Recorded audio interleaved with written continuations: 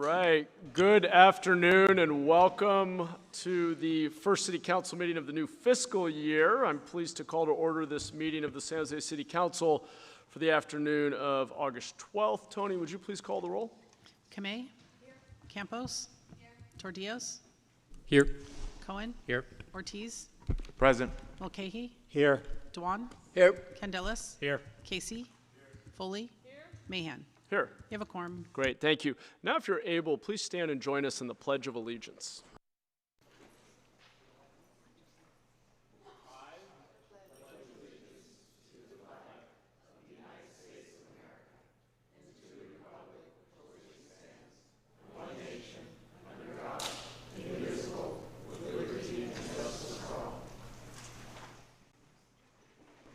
Thank you. Today's invocation will be provided by Father Andrew Nguyen of St. Maria Goretti Parish, and Councilmember Dewan will tell us more. Good afternoon, everyone. It is my honor to introduce someone who has faithfully served our community for many years. Father Andrew Nguyen, ordained in 2011.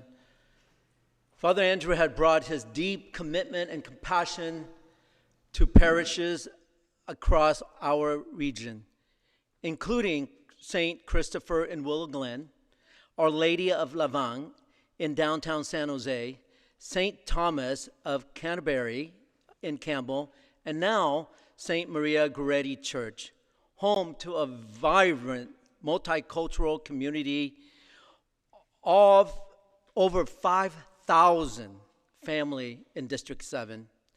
Please join me, give a big welcome to Father Andrew, who will now lead us in today's invocation. Thank you, everyone, and thank you for the opportunity to be here today, to be part of this meeting. I usually stand in front of 1,000 people. I don't get nervous, but I stand in front of you. I get a little bit nervous. You know, I tell this joke a little bit about this religious class where the teacher asked, where is God?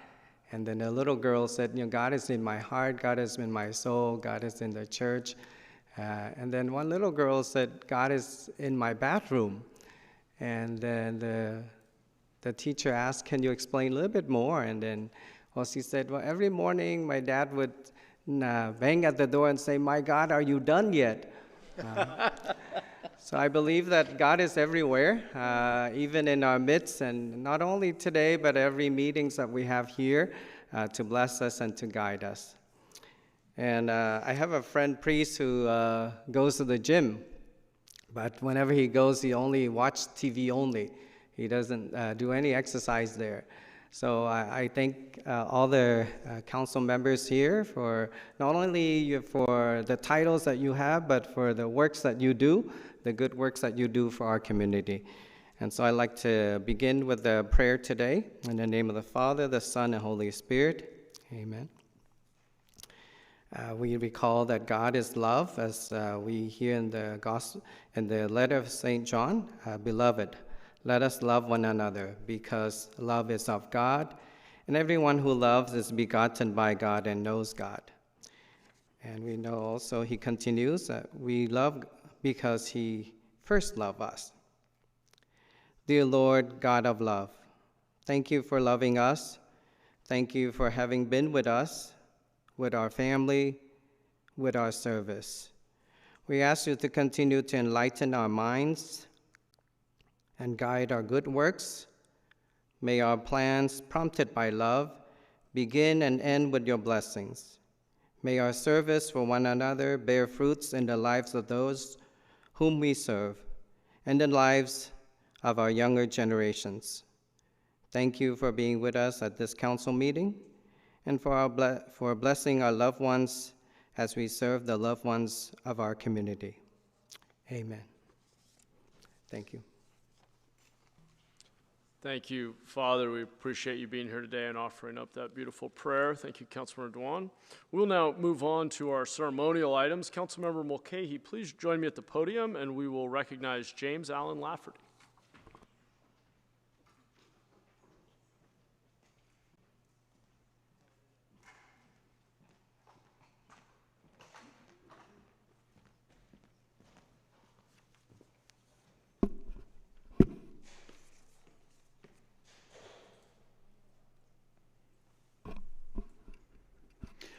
Good afternoon, colleagues and community.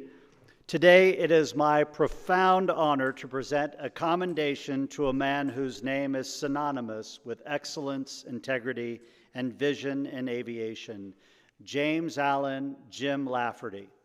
For nearly 6 decades, Jim has been a force of innovation and leadership, from winning national and international flying championships to pioneering business aviation sales in Silicon Valley, to founding the San Jose Jet Center, which became the world-class gateway that our city deserved, and that legacy has blossomed for SJC. Jim's impact goes far beyond the aircraft he sold or the businesses he built. He has mentored generations of pilots and aviators, opening doors for students, young aviators, and dreamers from every background. His commitment to fairness, mentorship, and community has left an indelible mark, not just on the aviation industry, but on the very soul of San Jose.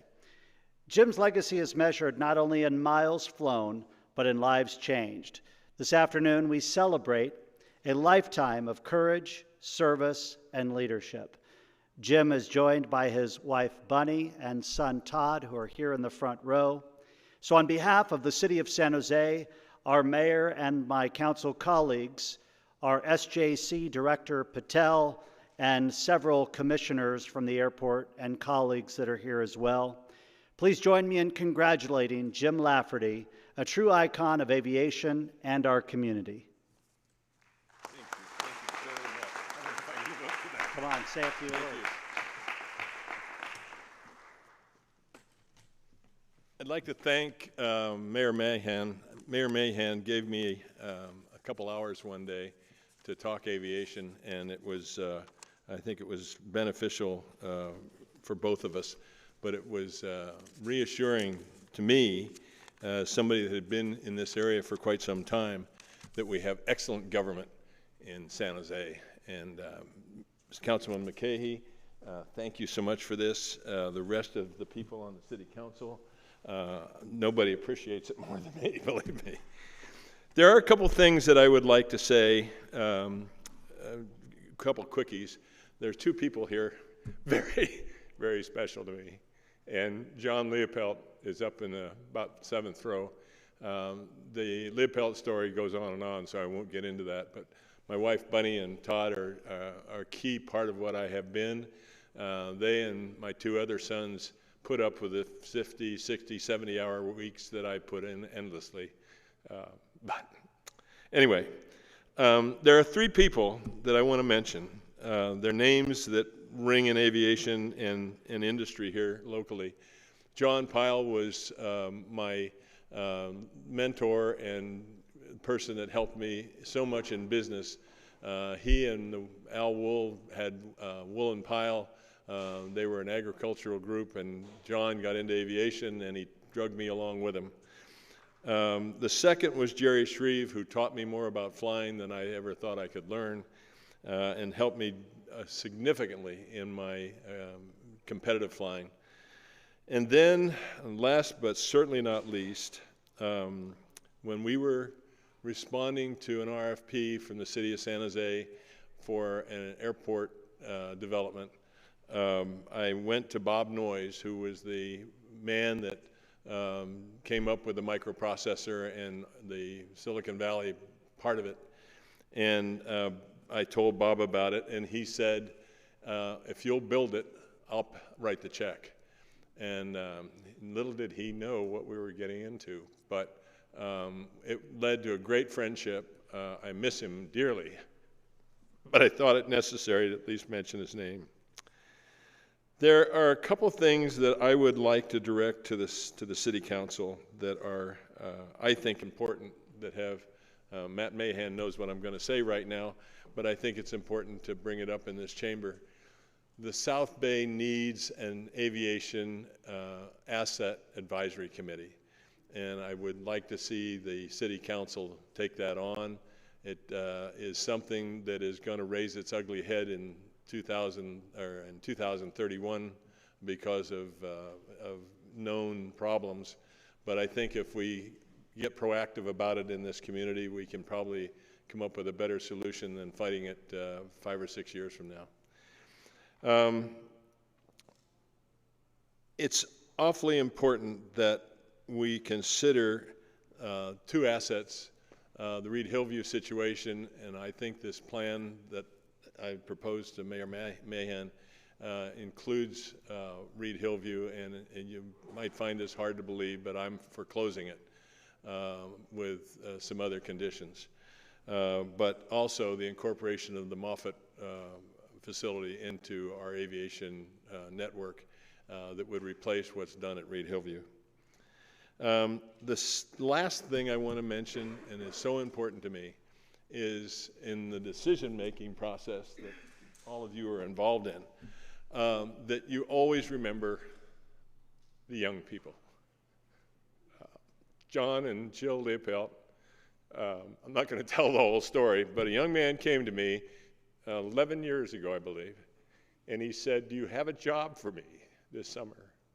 And I said, "Owen, no, I do not, but you will be my shadow for the rest of the summer, and it will be, you will learn a lot from it." Today he gets paid an enormous amount of money for doing what he does, and he's exemplary of our young people that have advanced in aviation and are reaching to new heights. I won't bore you with any more of this. I thank you so much for this award and the recognition, and especially to Councilperson McCahey and to Matt Mahan. They have brought a new light on some issues that will hopefully make our city better. Thank you very much.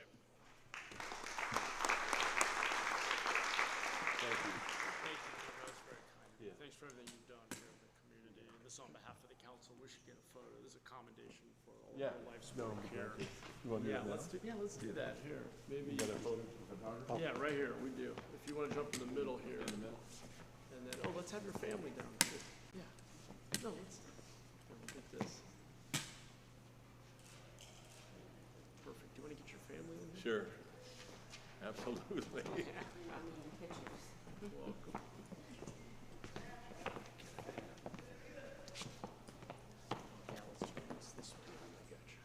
Is that better? Yeah. Got it.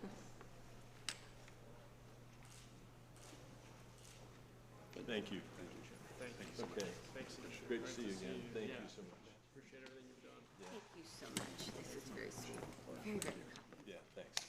Appreciate it. Yeah, I'll take that with me. Thanks to him for everything he's done. Yeah, special guy. All right, we're on to our next ceremonial item, and I'd like to invite Councilmember Candelas to come down and join me here at the podium. We will recognize and proclaim Indian Independence Day.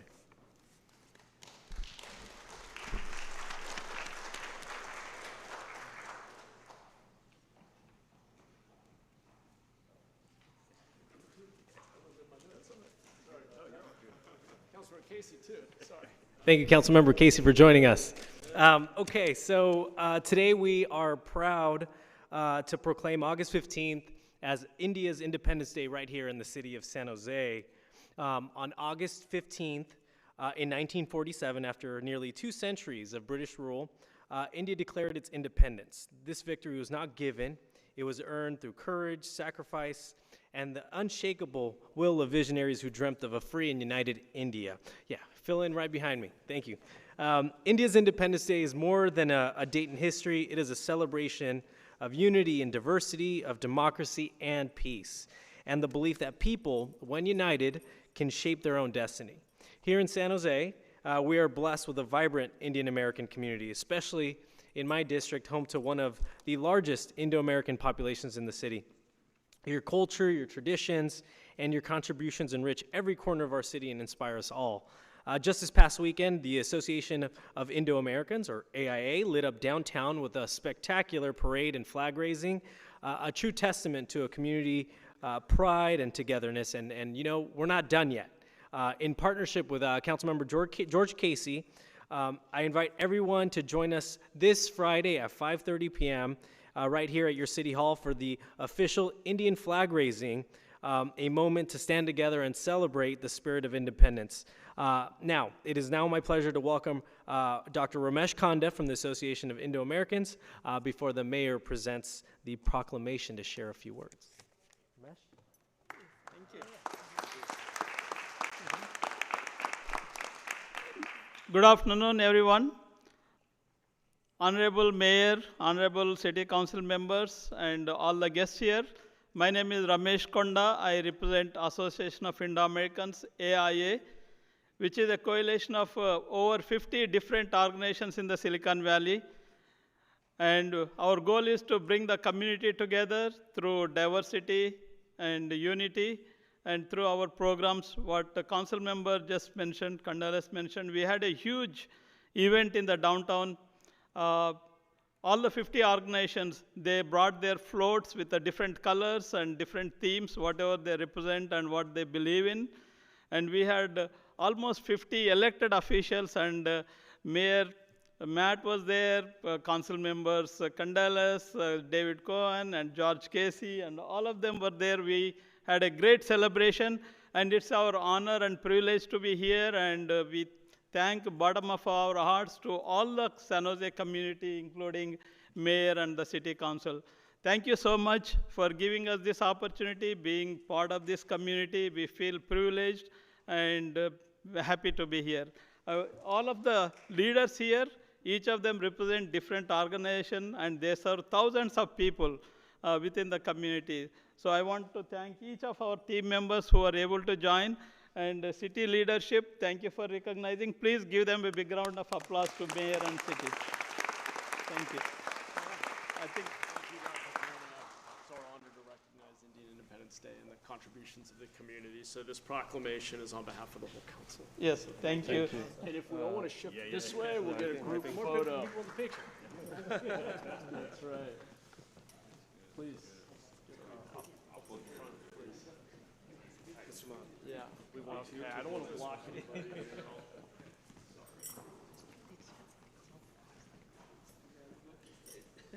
Balance.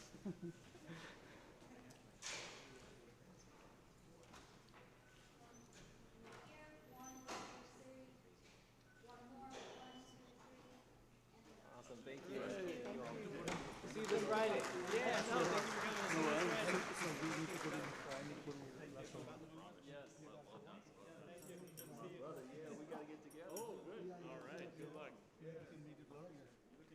Yeah, it would be great. Okay, thank you. Good to see you guys. Thank you so much.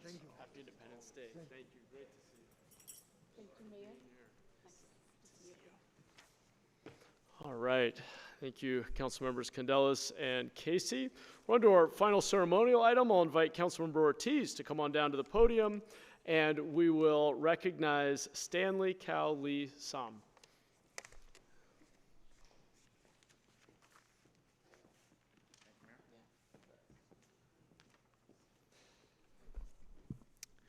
Good afternoon, everyone. Yes, please join us.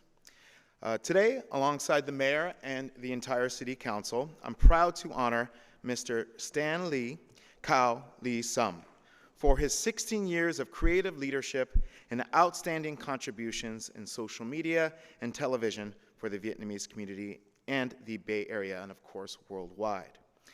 Stanley Cao Lee Sam graduated from Đại học Van Lo Qua University in Saigon, Vietnam in 1980.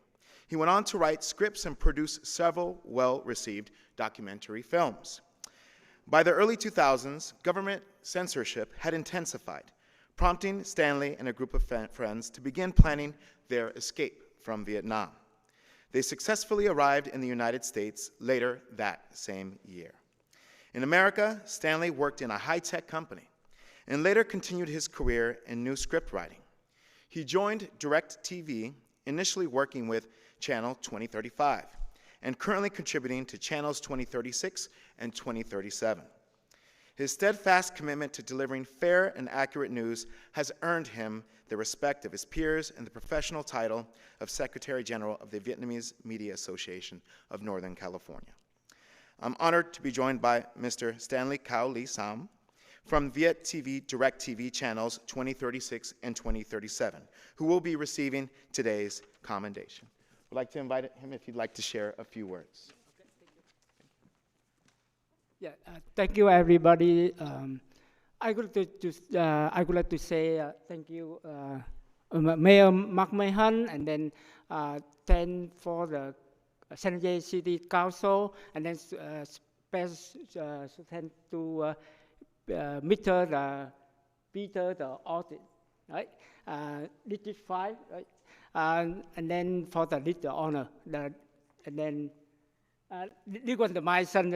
He want to say something. You want to say some word? Right? Hey everybody, I am, so as my dad just said, my name is Kwang, I'm Stanley's son. And I just came down from San Francisco on the BART to come out here and just attend my dad's special day too. And I'm very grateful just to see how many people have come out to honor my dad for his contributions to the Vietnamese American community here in San Jose.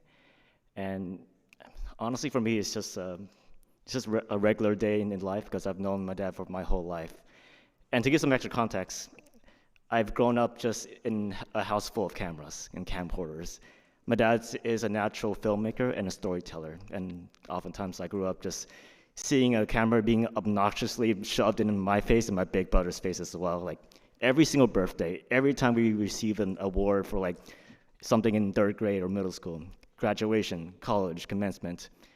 And the reason I mentioned that is that that was something that I realized was a gift to our family and to me personally, because at the end of this, I received just a very priceless gift of knowing my history and knowing my time here on Earth up until now, going from the time when I was a baby up until adulthood, seeing my existence and my life with my family and the love we created, cherished and manifesting into a memorialized product of what my identity as Kwang is up until the present. And I see this happening in the very same existence with the San Jose community as well. I see him creating stories, covering news happening all over San Jose, but also within the Vietnamese American community, making sure that we just continue to learn and stay up to date with what is happening with the Vietnamese American community. And I'm very proud of him. So thank you all.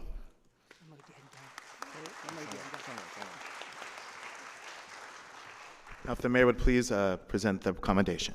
Thank you, council member, and on behalf of the entire council, it's my honor to present you with this commendation. Congratulations. Thank you for all your contributions. Thank you all. Why don't we get a photo? If we just come this way a little bit.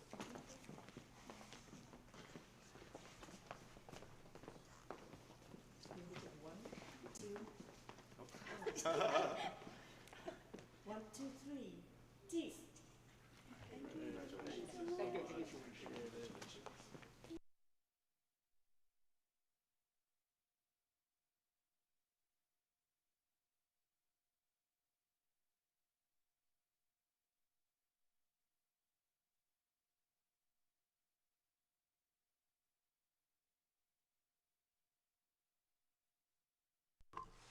All right, thank you all. We are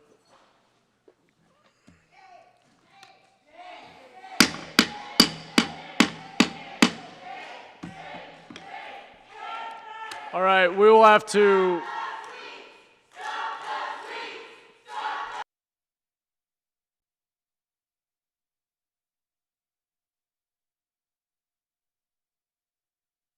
yeah.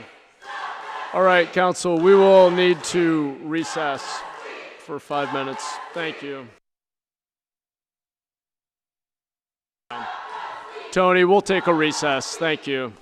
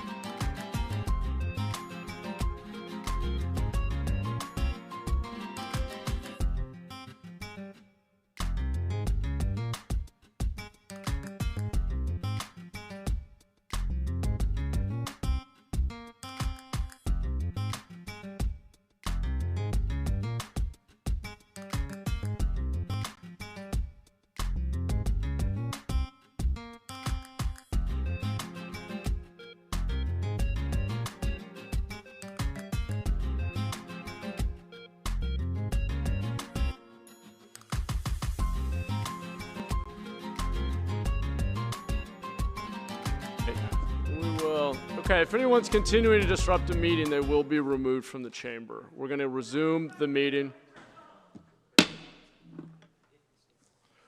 All right, once we have council members seated, we'll resume the meeting.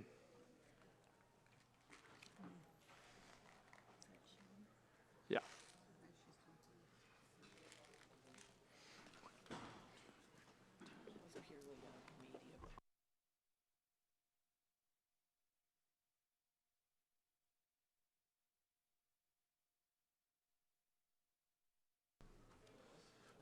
All right, we're going to resume, and we're on to orders of the day. Does anyone on the council have any changes to the printed agenda? I'm not aware of any requests. I'm not seeing any hands, so we'll move on to the closed session report. Nora, do we have a report out of closed session? We do not have a report out of closed session today, Mayor. We will be bringing a couple matters to open session next week. Thank you. Great. Thank you, Nora. Next is the consent calendar. Are there any items council would like to pull from the consent calendar? Nope. Okay. Mayor, do we have a motion? I'm hold sorry. on. Yeah. I wanted to see what item I'm supposed to be pulling. I want to pull the liaisons report for our retirement funds. I just want to give, it's 2.6. 2.6. Just a Great. brief report. So we'll do that. Let me see if anybody wanted to pull anything else. I didn't see any other hands. Okay. Vice Mayor, please. 2.6. Thank you. I sit on the, as the council member representative to the Federated Employees Retirement Fund, and I just wanted to report the last earnings that were reported for two funds. One is their pension fund had a year-to-date return of 8.79%. What that is as of the end of June. And the health care plan has a return of 10.18%. So I just wanted to report those returns and show you that your investment staff for the retirement funds are doing quite well. Thank you. Thanks for that update. That's great to hear. I'll also go ahead and just pull item 2.7 for brief comment. I've put forward a memo to appoint our newly elected and sworn-in council member Tordillos to all of the seats held by council member Salas. That'll be a stopgap for the rest of this year until we do a larger overhaul of committee assignments in the new year. But for now, that's the plan, and I think Councilmember Tordillos is on board with that. I just wanted to call everyone's attention to that item. Okay, I don't believe we have any other comment. Do we have a motion on the consent calendar? Move for approval of the consent calendar. Great, thank you. Tony, did we have public comment on consent? Yes, Betsy, for item 2.12.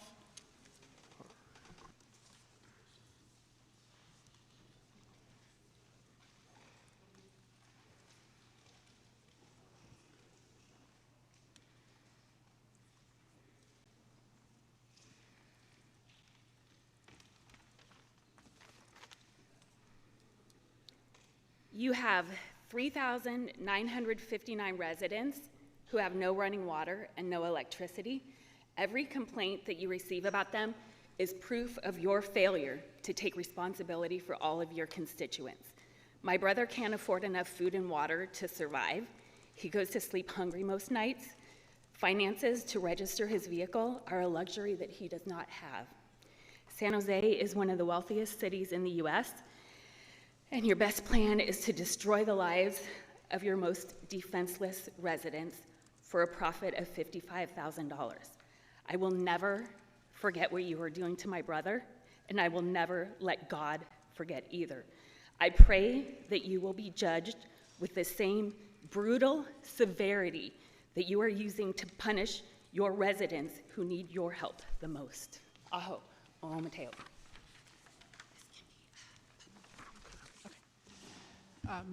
Back to council. Okay, thank you, Tony. Coming back to the council, I don't see any other hands. Tony, let's vote.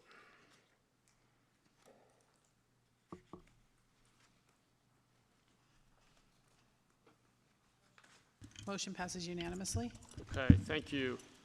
Next is land use consent, and I understand Councilor Cohen will pull item 10.1A. Before he does that, I do just want to give Councilmember Tordillos the opportunity to offer a brief statement related to the Levine Act.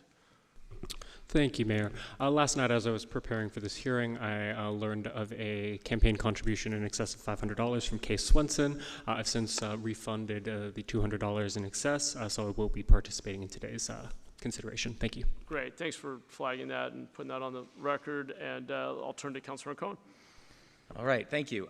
We saw this item as a council last year to approve the zoning of what is an important puzzle piece in the development of the Berryessa BART Urban Village, which is the area around the Berryessa BART station.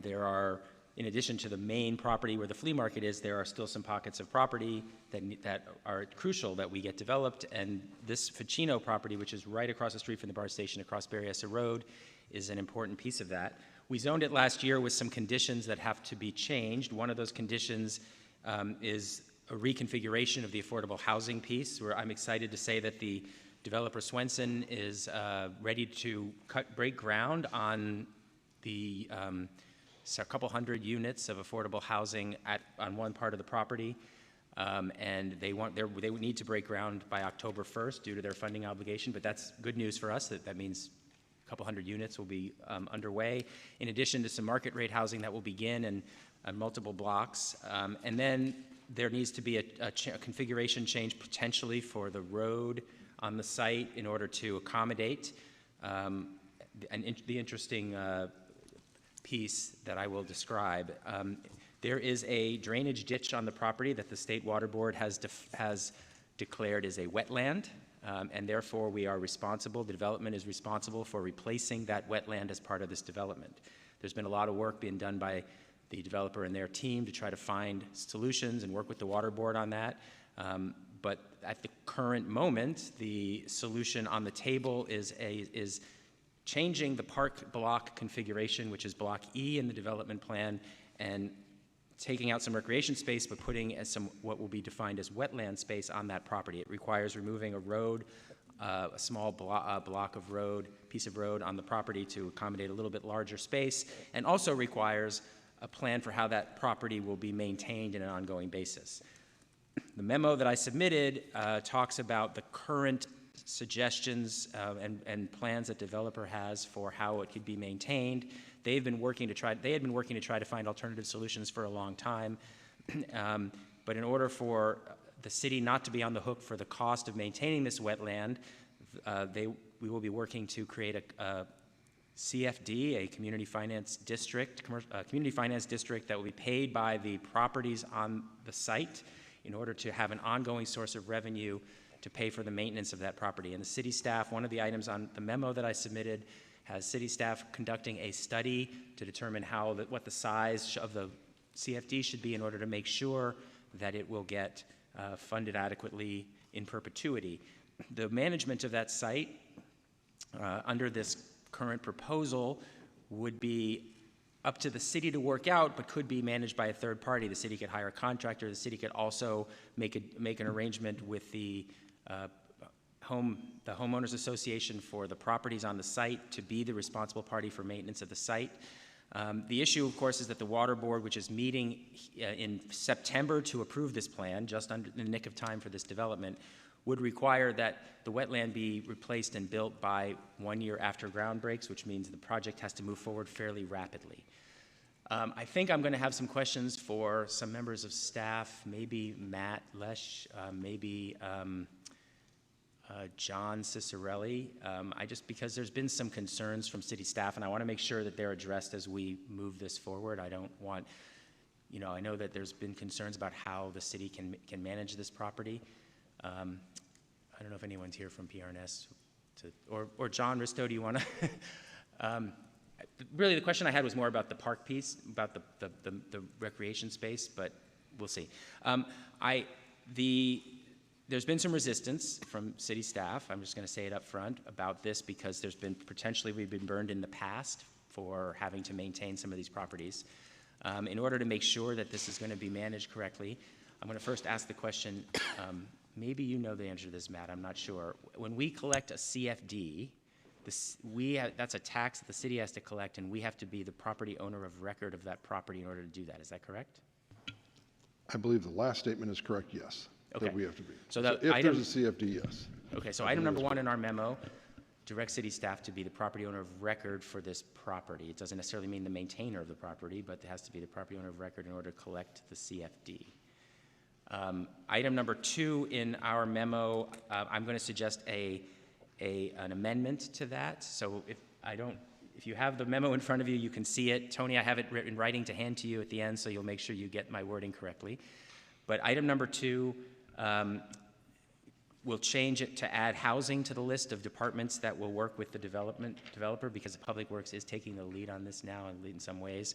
So it'll say, or housing's taking the lead along with Public Works. It'll say housing, Public Works, and finance will work with the Ficino master developer, and add the words to study and then possibly form a community finance facility district to make sure that there's a study that happens and that we're not just moving forward without doing that study first. So that's one amendment I want to make to the memo I'm going to move. What I really wanted to ask PRNS about is the timeline for being able to get this open space built. Given the State Water Board's requirement that this property, that the wetland mitigation work is done in 1 year, the concern from the developer and others was that if we don't have a plan in place quickly enough and we don't come back to council with a park master plan quickly enough, that could delay the requirement that the state will put on this property. So the reason for some of the things in this memo is to make sure that the city will be able to follow through and make sure the timeline is not missed. And I kind of wanted to ask about that timeline for the park master plan, but I'll follow up on that offline after this meeting, and unless Lee, you can say anything about that. Well, Matt, I don't know if you have an answer to that as you're helping, in your public works capacity with that project. I do believe we have a PRNS. There we go, who can help kind of answer that. And we've sent a text to John. If we can't get you all the answers today, we can definitely follow up offline. Okay. To me, council members, if I could help, there's 2 issues that we've been discussing. Yes. One is the wetland itself and what it means to manage that, because all of our districts where they have maintained, generally operations are maintained by DOT. And so the staff expertise, we do not have in our inventory any wetlands in our inventory to maintain. So we don't have expertise, we don't know what we don't know what we don't know. And so that's why we need to study. Mm-hmm. And so then also, since we don't know what we have to do to maintain that, we have to figure out how much money do we need to generate to support that operation.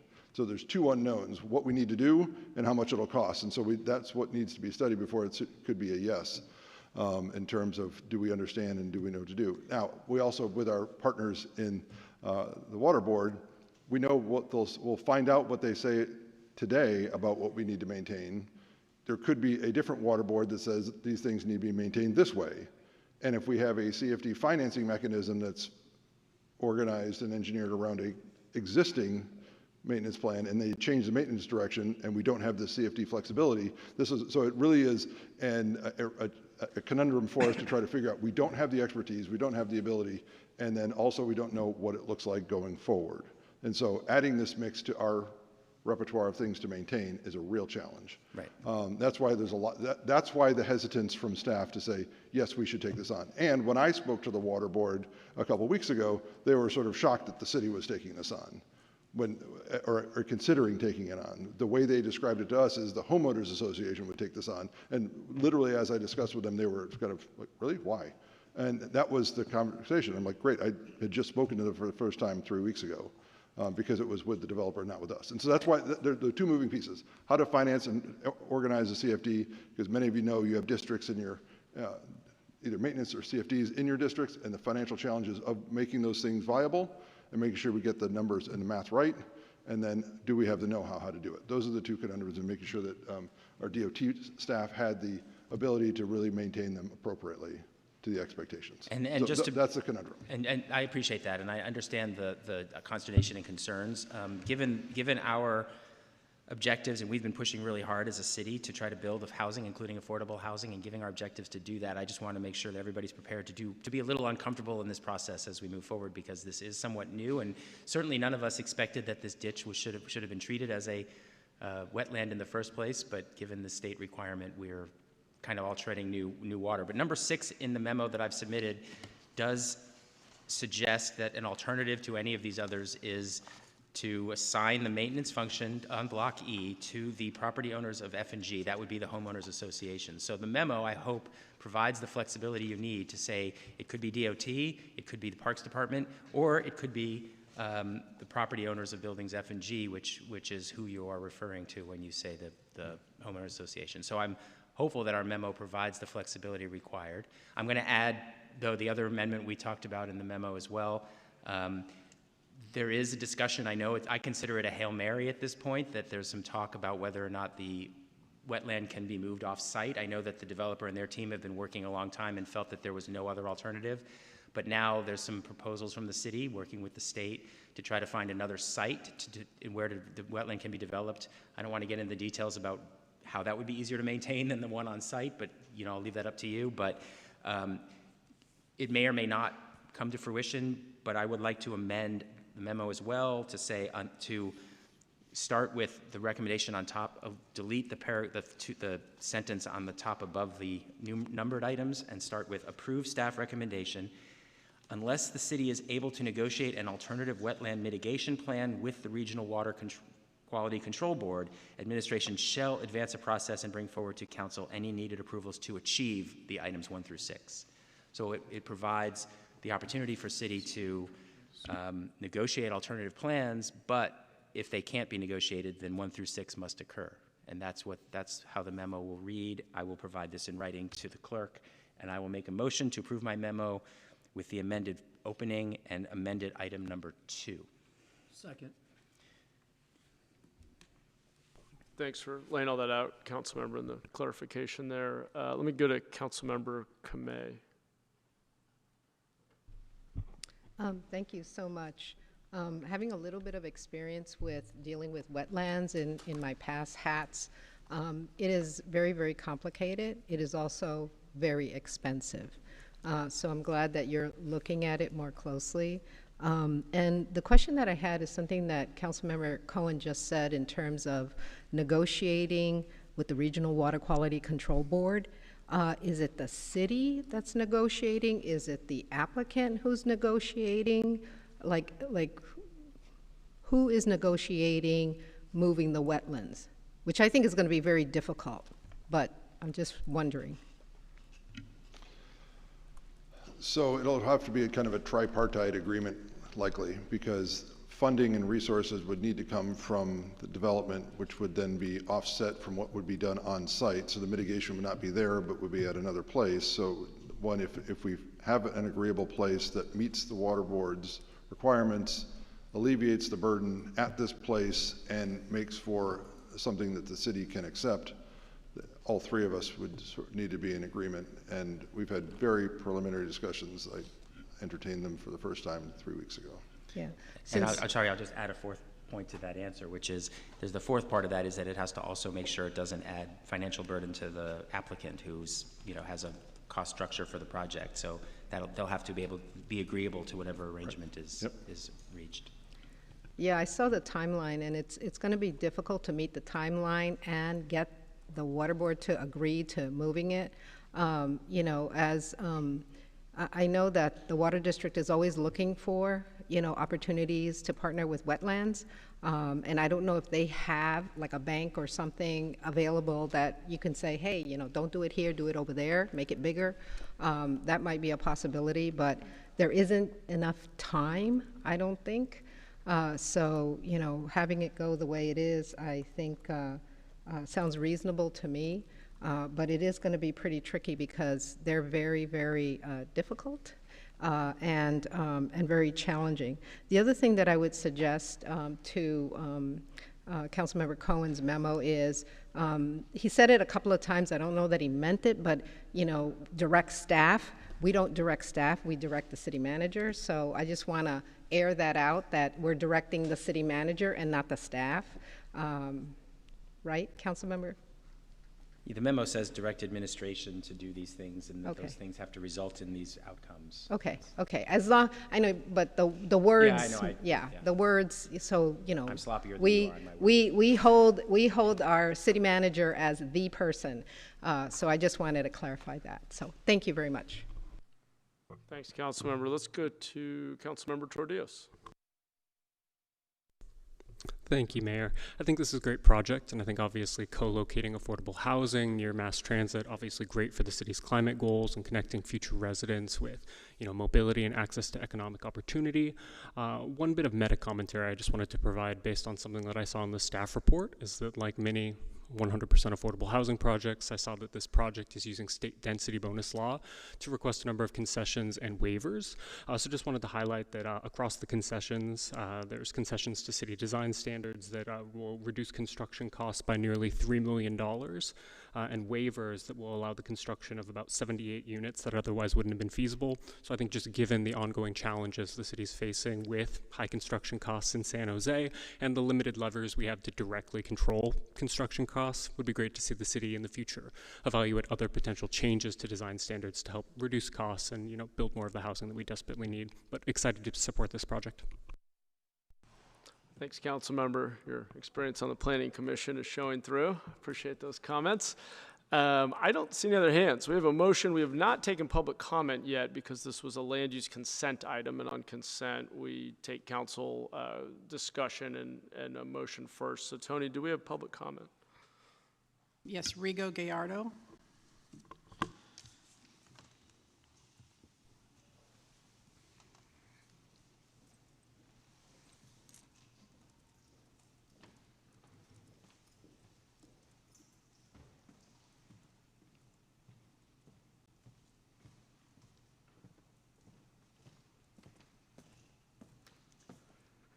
Buenas tardes, Mayor and City Council members. My name is Rigo Gallardo. I'm a field representative for the NorCal Carpenters Union covering San Jose. Today, I'm here this afternoon to talk about three key components missing from the Berryessa project: labor standards. First, we need to make sure local apprentices are utilized on this development. Young men and women pursuing a career in the construction industry deserve the opportunity to work here. This is how we create pathways into good careers for our community and how we ensure this project benefits local families and not just developers. Second, we need to make sure construction workers have access to health care. Our industry is dangerous. Everyday workers face real risks on the job. If they get hurt, they should be able to see a doctor without worrying about going into debt. And finally, let's make sure workers are protected from wage theft and illegal cash pay, not just on this project, but all San Jose projects. And an honest contractor who followed the rules shouldn't be undercut by bad actors who exploit workers. By setting strong labor standards, we can ensure this project is built the right way with local workers, with safe working conditions, and with fair pay. Thank you for your time. Back to council. Thank you, Tony. All right, coming back to the council. I don't see any other hands up. Tony, let's vote.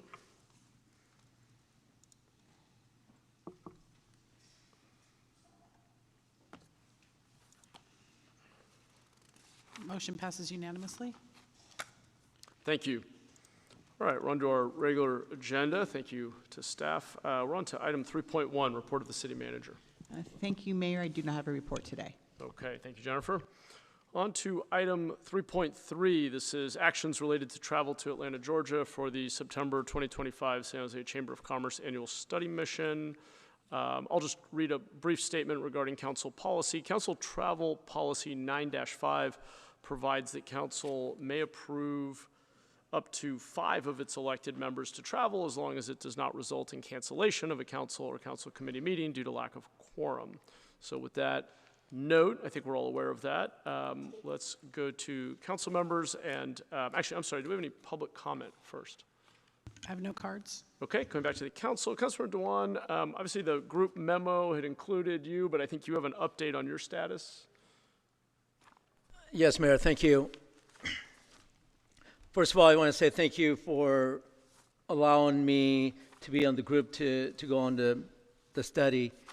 But unfortunately, due to my father's health, I like to pass this on to Councilmember Casey or Councilmember Pamela Campos to able to go on this trip. Unfortunately, I will be stepping down. Thank you so much. Okay, thanks for the update. Do we have Councilmember Campos? Thank you, Mayor. And thank you, Councilmember Dwan, for expressing your support of me joining this trip. I have been very vocal on council about the opportunity ahead of us in 2026 and have been actively working with both city staff and community partners around bringing some of that energy, excitement, and activation to District 2. I mean, we know that District 2 is the southern gateway into San Jose and therefore into our downtown core. So I would just like to let our colleagues know how beneficial, I think, being able to go on this trip and understanding how to best activate all of our city with 2026 events and beyond. So I just wanted to make that comment. Thank you. Thanks, Councilor. Councilor Casey. I'd also like to throw my hat in the ring, obviously, being a member of the CED. And in terms of my professional background and what I anticipated encountering and dealing with on the council in terms of bringing economic development to the city, I think this trip would also benefit me and the council in terms of what we try to implement moving forward. So I'd like to, as I mentioned, throw my hat in the ring and excited for the opportunity to go. Thank you both for making your case. I'll turn to Vice Mayor Foley. It's not going to be that easy to do, but Councilmember Dwan, I understand the reason you need to withdraw, and I hope your dad is improving. I know how difficult that situation is, and you've chosen family over travel, and I think that's really important. When I looked at this, I'm not going on this trip, so I don't have any vested interest one way or the other, but when I think of the trips that we do as a council, the one thing I look at, how is it benefiting our overall population, and how is it benefiting our efforts to be where we're going? This particular trip is a Chamber of Commerce trip, which means it tends to be focused on economic development, and given it is looking at the entertainment zones and economic development of Atlanta, I think sending someone from the CED committee, the Community Economic Development Committee, makes sense. Councilmember Campos, I wish we could send one more, but given what this purpose of this meeting is, I would like to move the memo and replace Councilmember Dwan with Councilmember Casey. Second. All right. Thank you, Vice Mayor. I think that's logical. Let's go with Councilor Kameh. Thank you so much. Like Vice Mayor Foley, I am not going to be able to attend, although I did want to, but I'm not able to. I just want to comment that, you know, I've heard a lot of good things about the Chamber of Commerce trips and all of that, and I've always asked, well, what did you learn? What did you learn? And I will say that only the two other women, Councilmember Campos and Councilmember Foley, when they went on a trip, they actually reported back and had something to share. So I just put that out there. This is the third year. I'm hoping that someone, whoever it is that gets to go, bring something back. Tell us, what did you learn? I heard, oh, it's so good, it's so good. I'm sorry I missed it, but share the information. So that's one thing. So whoever goes, bring it back. And I tell you, you have two great samples of women who went out there and brought back information. So there you go. The other thing that I would say is that at some point it would be helpful to create, as part of our policy, a first come, first serve sort of system, so that we have those who are truly interested, get your stuff in order, get it in, and there we go. We don't have any argument on that. So those are just suggestions, but I think it's very important for the public. Thank you. Thanks, Councilmember. I will, in his defense, I'm pretty sure I heard Councilor Cohen recently give a report as well at some point. It was not as good as their reports, but he did.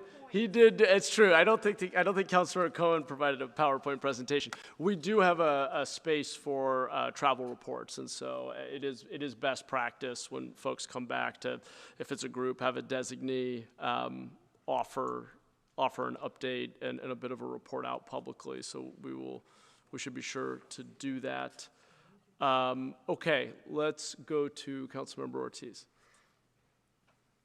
Yeah, for the record, I mean, I'm not going, so I technically don't have a stake in this this fight. I just want to point out that, you know, in a council majority that's majority men, it seems like we're sending only men there, and that may be an issue. We should be elevating the voices of our youth and our women on this council.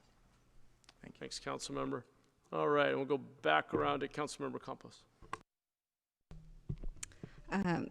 Thank you, Councilmember Ortiz, for uplifting that, and Councilmember Kamei also for your comments. I think it really speaks to the value of a study trip and what we would expect our elected leaders to bring back to the community, at the very least a report out, but also at least I aspire to actually see those lessons learned implemented into our city. And so I'll wrap up my comments by just saying that it's unfortunate when there's a decision made about you that you did not get to participate in that conversation, be in the room, be at the table.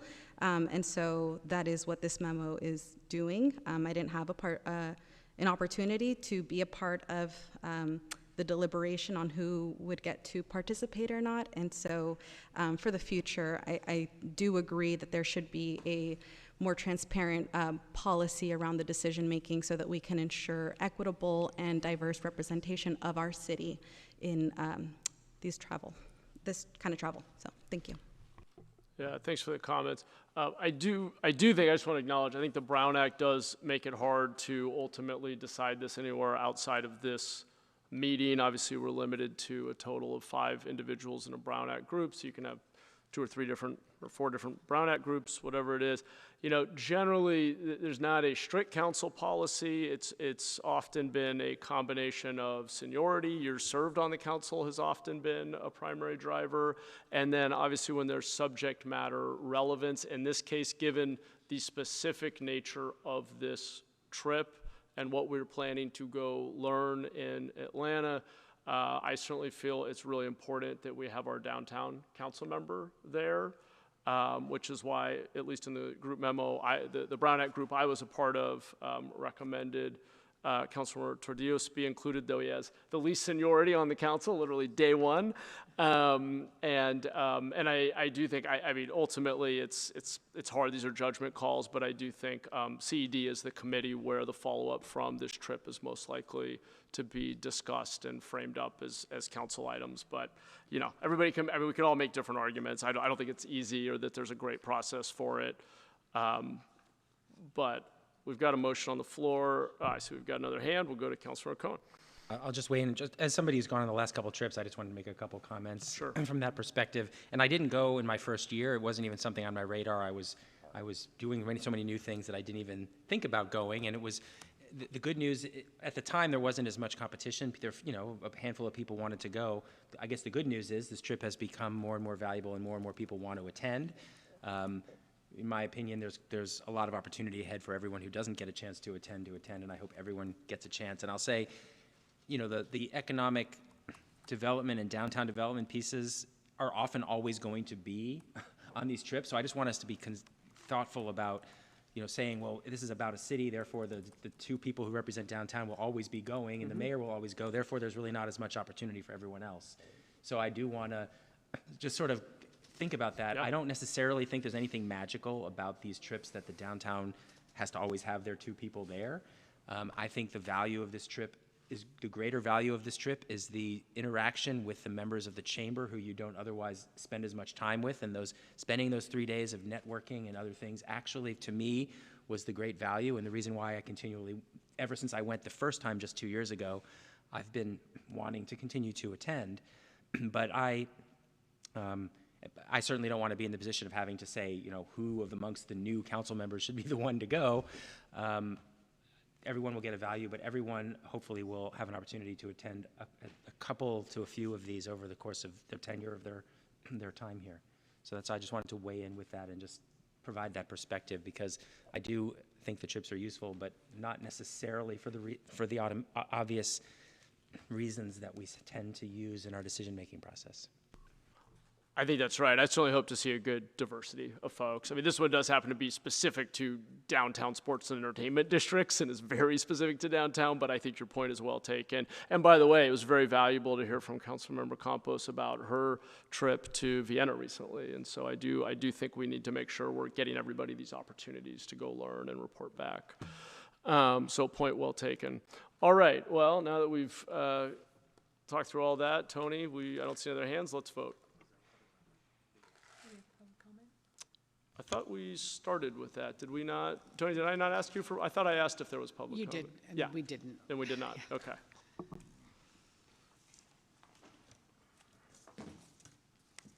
Okay. I still have 3 votes. There we go. Motion passes unanimously. Okay. Thanks. We're on to item 3.4. And we'll start with, as I understand it, a brief verbal presentation from staff.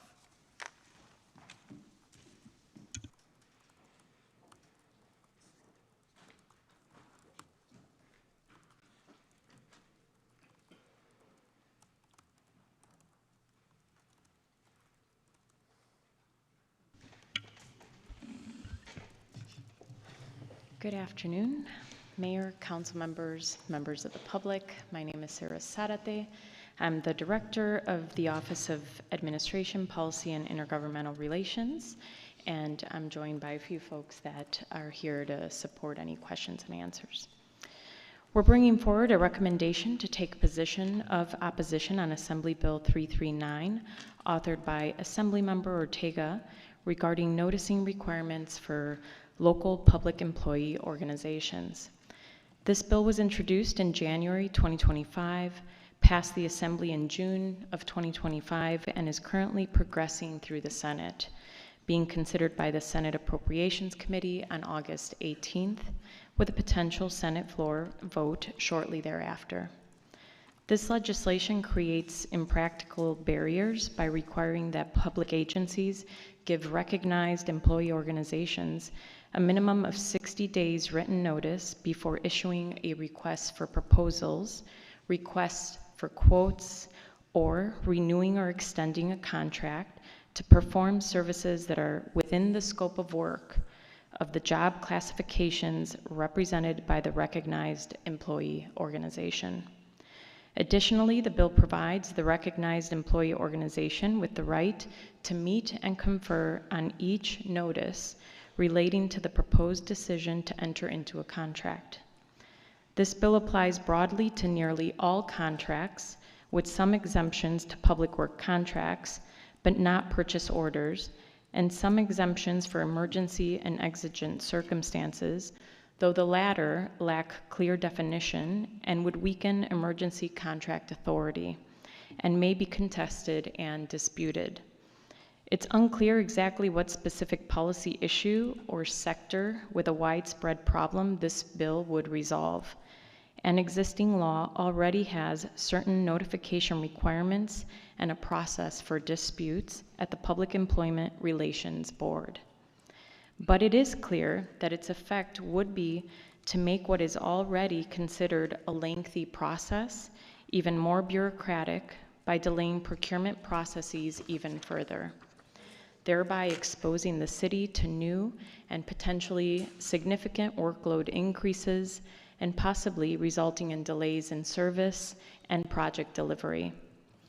This legislation is opposed by many, including the League of California Cities, the California State Association of Counties, our own Santa Clara County, the California Chamber of Commerce, and numerous other cities, counties, and municipal organizations across the state, many of which authored a letter of opposition on July 30th, highlighting concerns about costs to local agencies, potential delays in services and projects, lack of definition of emergency and exigent circumstances, impacts to public works projects, as well as local community organizations.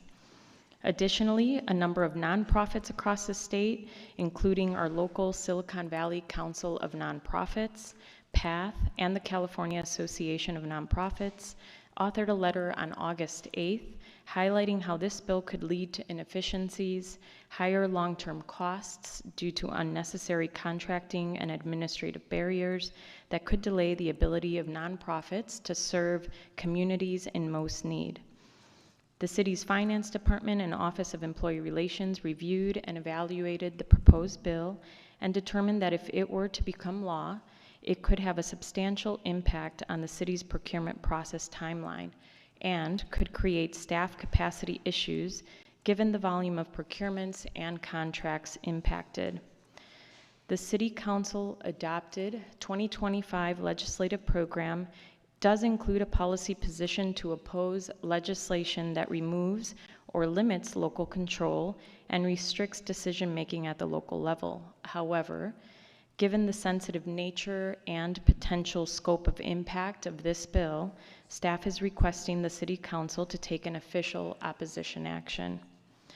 While we haven't directly opposed the bill with the author's office, we have been registering our concerns through the League of California Cities because the bill has a statewide implication and our specific concerns are mirrored in their concerns. That concludes our comments, and we're here to answer any questions. Great. Thank you, Sarah. Let's start with public comment. Krista De La Torre, John Tucker, and Jack McGovern, come on down.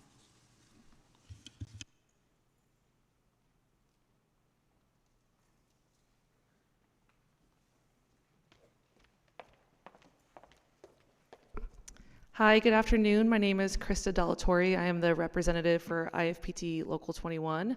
We represent over 1,000 members, or roughly 1,000 members here at the City of San Jose. Today we encourage you to vote no on item 3.4 and take a neutral stance on this assembly bill. Contracting out is often sold as a cost-saving measure, but the reality is that it frequently costs taxpayers more while delivering less. Once work is awarded to private contractors, the city forfeits the expertise and institutional knowledge of city operations that can only be provided by long-term employees. When work is outsourced, the result is diminished accountability, lower service quality, and a workforce left demoralized and stretched thin. Union involvement brings to light the true price of outsourcing, from transition expenses to added oversight and inflated profit margins. Those hidden costs only grow more over time through contract administration, change orders, and repeated competitive bidding. In contrast, keeping services in-house preserves quality and safeguards public accountability and ensures that every public dollar goes towards delivering results for our residents. So again, today we encourage you to vote no on item 3.4. Our city dollars should serve the public, not subsidize private profit. Thank you. Thank you. Next speaker.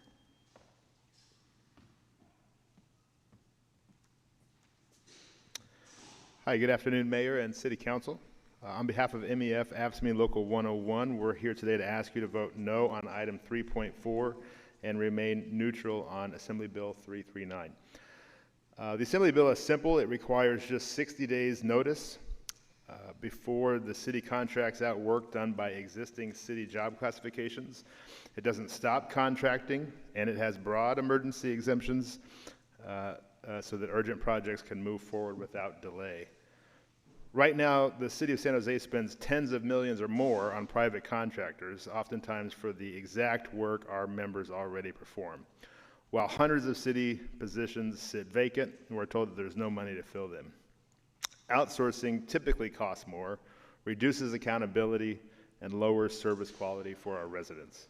This bill would give labor and management a real chance to sit down, explore alternatives, and find cost-effective solutions before jobs are handed to outside entities. That's good for taxpayers, that's good for workers, and that's good for public services in our community, and that is the purpose behind this Assembly bill.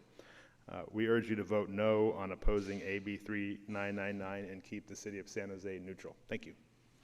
Thank you. Next speaker.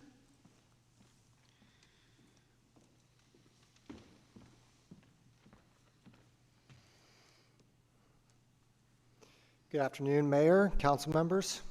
My name is Jack McGovern, Political Director of the South Bay Labor Council, and I am here on behalf of the South Bay Labor Council. We are asking you to vote no on item 3.4 and, at a minimum, adopt a neutral position on AB 339.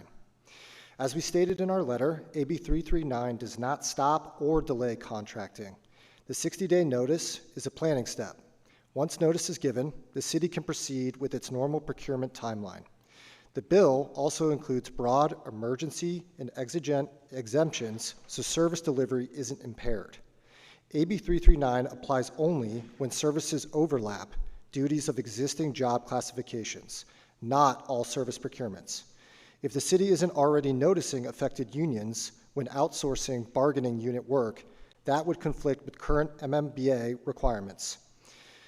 Under MMBA and PERB precedent, contracting out bargaining unit work already triggers bargaining duties. The bill has been amended in response to feedback. On July 15th, AB 339 expressly exempted most public works, and that language is in the current bill text. Further author amendments are planned to exclude additional infrastructure-related service identified in the staff report. We support the unions and policymakers who sent letters requesting that the City of San Jose reject the staff recommendation and support AB 339. While we understand that a neutral position today preserves the city's flexibility while the bill continues to evolve, we hope that you will support the legislation and not take any action opposing the bill. Thank you very much.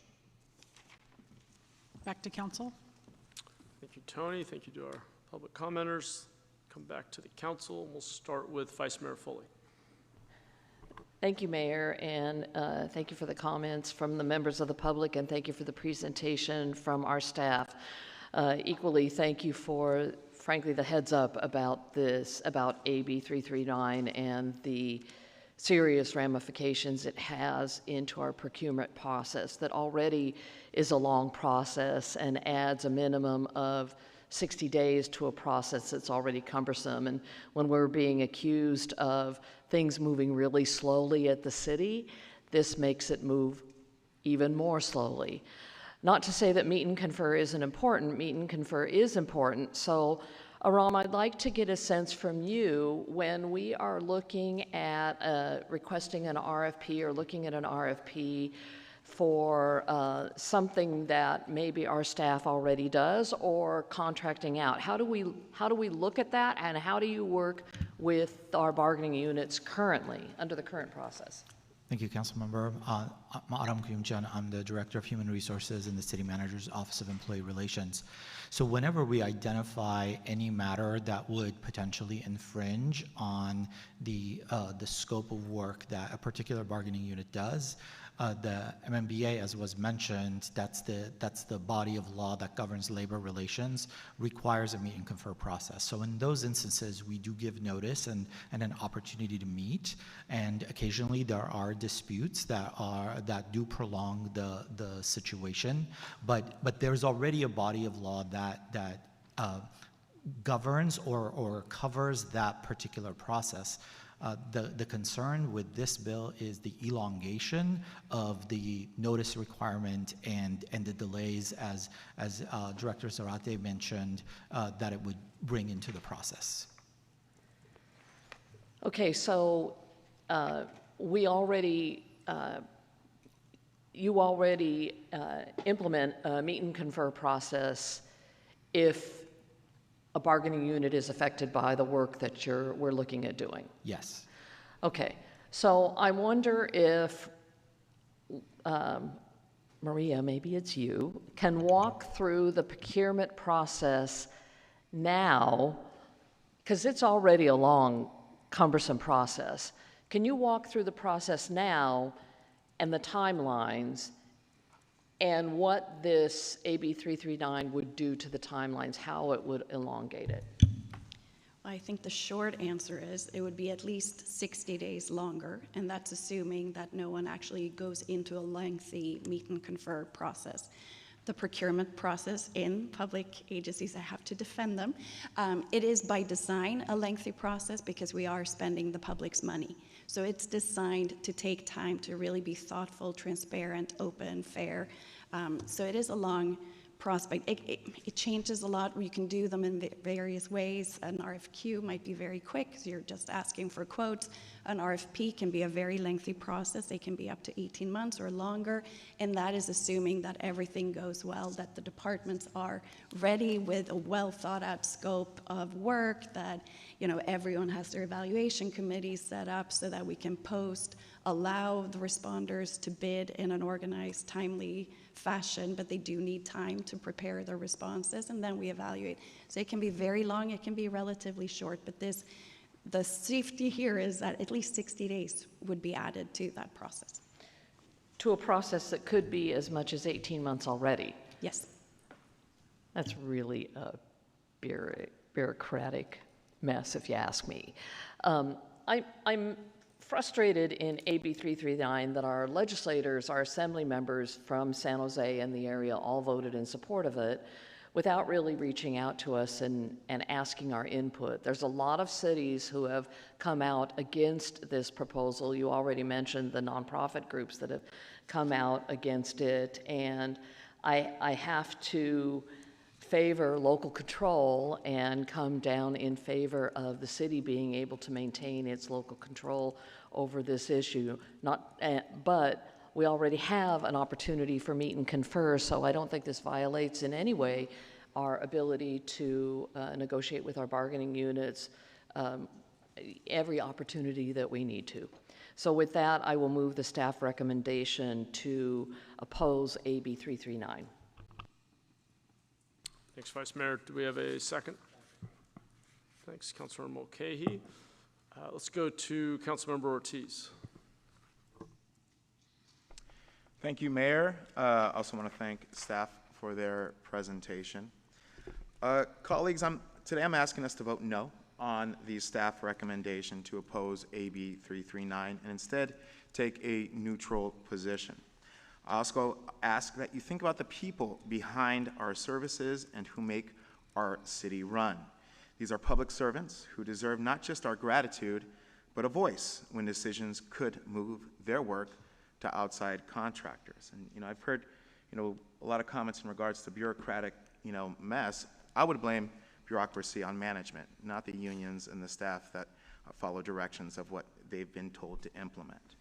AB 339 is about giving our city's employees fair notice. Right now, the Myers-Brown Act already says we have to notify and meet with unions when outsourcing their work, but it does not specify timing. And having spoken to union representation, I'm not sure that our city does meet and confer every time a job is being outsourced. Setting a clear advance notice through AB 339 gives unions and employers the time to tackle challenges together, finding smart, affordable ways to deliver the high-quality public services our community depends on. Concerns can be addressed without taking an official stance against a bill our staff representatives support. In a letter from the South Bay Labor Council, they note that due to these concerns, the bill's author will remove the meet and confer requirement. The bill would not create new obligations for employers to negotiate with unions. It simply requires notice. By remaining neutral, we keep the conversations open with workers, lawmakers, and community, rather than closing the door entirely. This approach affirms our commitment to fairness, collaboration, and respect for those who keep San Jose running every day. And also, the staff presentation didn't take into account, as we bring in consultants, a lot of them aren't aware of what's going on every day in our city. They're not aware of the stakeholders they have to work with here at the city, and it costs a lot more time bringing these individuals up to date than it would be just to invest in our own local staff who are already aware of city processes. That being said, I know that staff had a time to respond to some questions. I wanted to see if John Tucker could come down from AFSCME and respond to a few.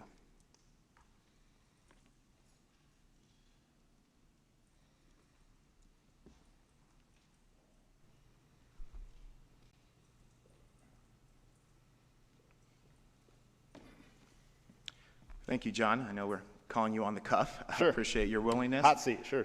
Yeah, no worries, no worries. Can you talk a little bit about your own experience with the city's willingness to meet and confer, as well as your members' experience with the outsourcing of the jobs?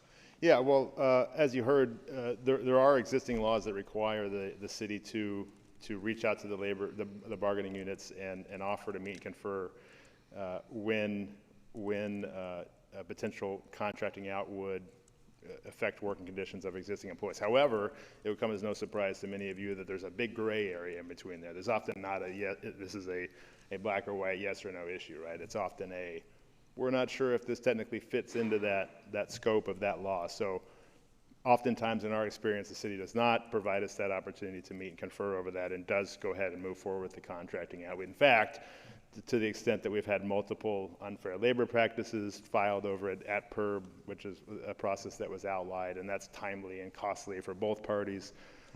This process, on the other hand, would eliminate that. It also allows us opportunity to identify cost savings. We, for example, just in this last year, asked just one department, the IT department, hey, what contracts do you have out there currently that could be done in-house, that could be done by our staff if we had the staff to do that, and they identified, I think it was 3 or 4 different contracts that they have totaling over $4 million.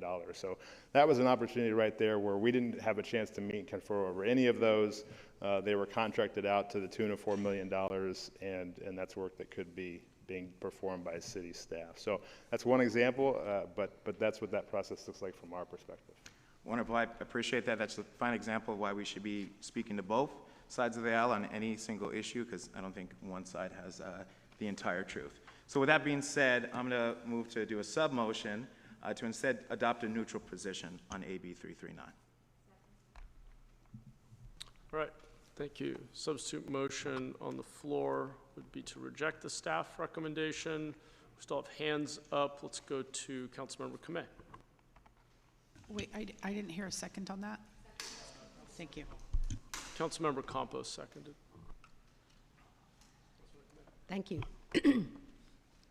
I thought I heard you say that on some procurements it takes up to 18 months. Is that correct? Did you say 18? Councilmember, yes, that's correct. Oh, it can be. I If just it's want to yeah. make sure. I just want to make sure I heard that correctly. For very complicated ones, obviously, Right. normally I think it's 6 to 8 months. but Yeah. it can be. So when it has to do with satisfying the Myers-Milius Act, what is a time frame, sort of on average, that it takes? Like by the time you give notice, or know that you have to give notice and all of that, just to kind of understand, because I thought the 18-month was like way, I mean, that's got to be an exceptional thing, but I'm just curious as to what is the time given approximately when you give notice that you have to do a meet and confer? There are no specific timelines designated in the law, so it's right. it's I usually understand that. I just want to understand what is our process in terms of how do we approach it. We would normally try to give at least 2 weeks for a union to respond whether they would like to meet or not. In certain instances, there is no need to meet and confer if the union is in agreement with whatever is being proposed. So in those instances, the time can be reduced to 0 as opposed to 60 days. In instances where there is a dispute and the meet and confer process is prolonged, then it could be weeks and potentially months and possibly even stop the initiative in its tracks. Okay. I just think that it would be great on those different instances that, there'd be some consistency. And I think that although this bill is not anywhere near any kind of perfect bill, it looks to me that it would want to create some consistency. So I know that the length of time perhaps is not what we want. I'm just curious as to why didn't we oppose unless amended? I mean, is it so bad that you wouldn't want to do that?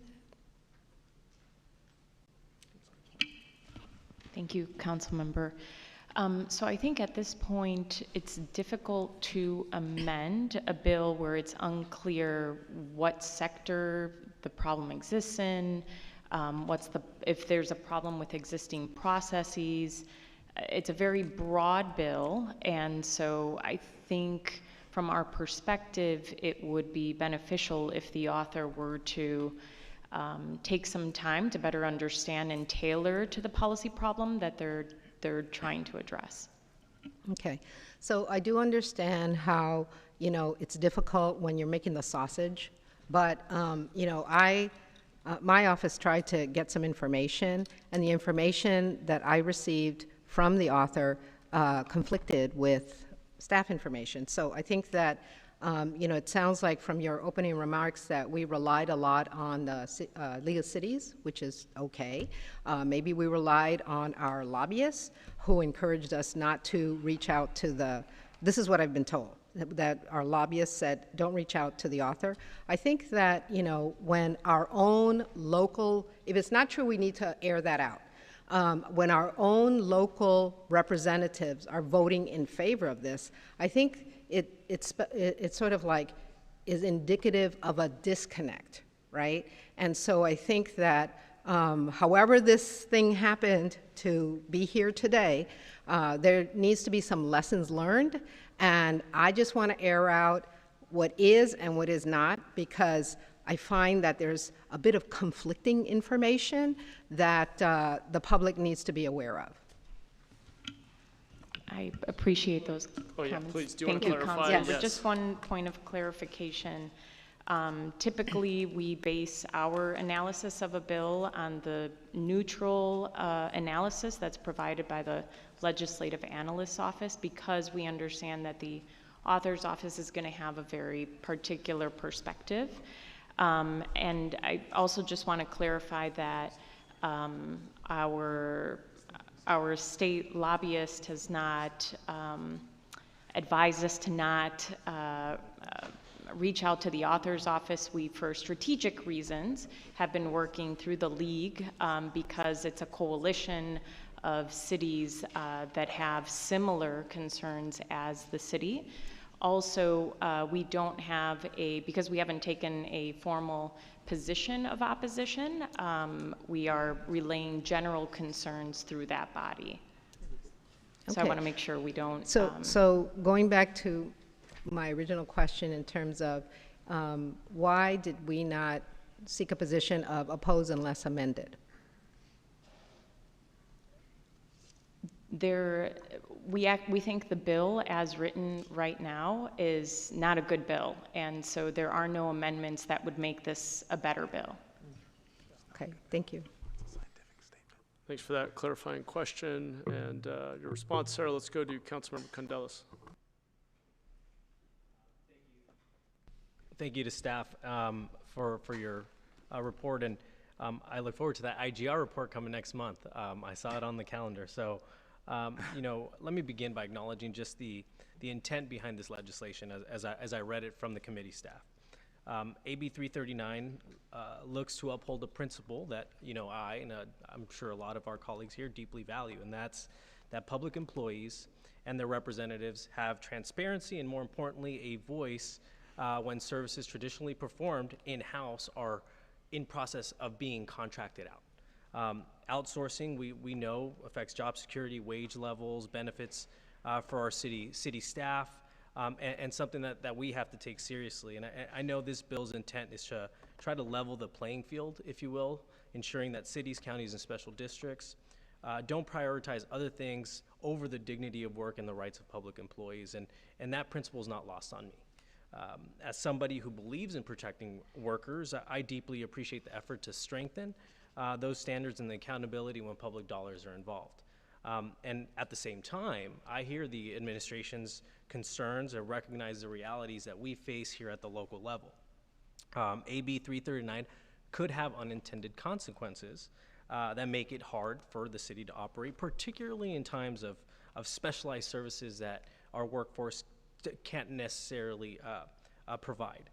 But I believe that the values of this bill are important, and I want to send a message that cities should be part of the solution. I think, contrary to staff, been at the level, I think amendments are necessary or helpful as part of this process, and we need a better balance between labor protections and operational flexibility. And I want to encourage our IGR team to work directly with the author's office to refine. And I just want a clarifying question. Have we reached out to the Assembly member's office? I want to clarify. Directly? Our IGR team? I'm sorry, which assembly member? Ortega's office, the author of the bill? Has our office directly? No. No.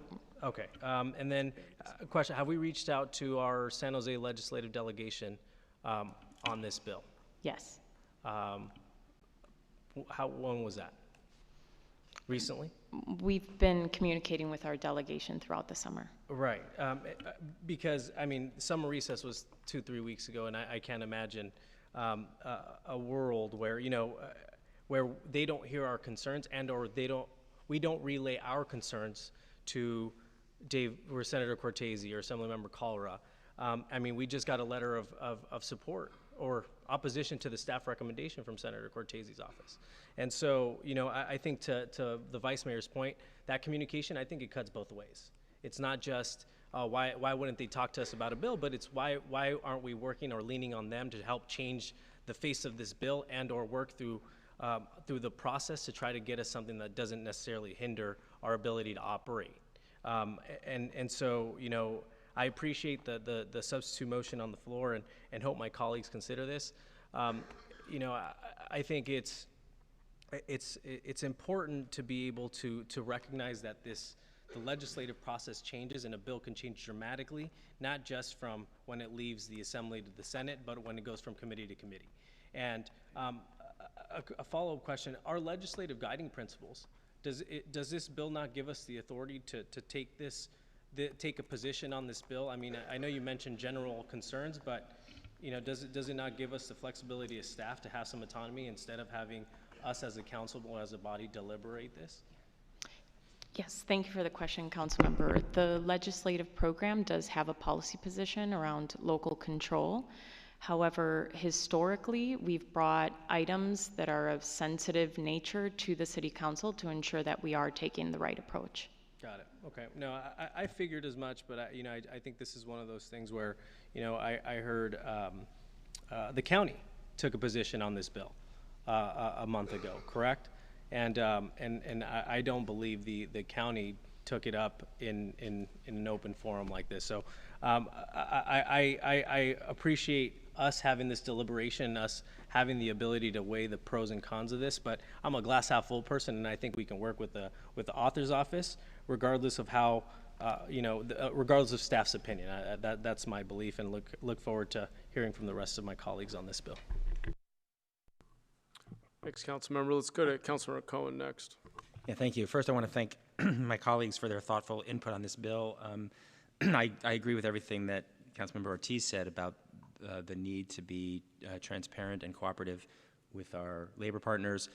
I want to thank Councilmember Kamei for her input and thoughts about what a different position that we can take on this bill. And I was going to suggest the idea of opposing a less amendment to be more constructive. I mean, our value after having this conversation, and I understand some people are frustrated we didn't directly engage. Now, we didn't directly engage because staff did actually in this case say, look, there's probably some differences of opinion. We have some concerns. The league is expressing concerns of the city directly, but since we haven't taken a position, we don't have the direction from this council to directly go to the author. But a vote today, which actually has some specifics in it about amendments that we want, allows us and authorizes staff to move forward with that negotiation directly. So I take an in-between position on the two motions. I think oppose unless amended is the right thing. I don't think that we should be neutral. I don't think that helps us and make the bill better. I also don't think that we should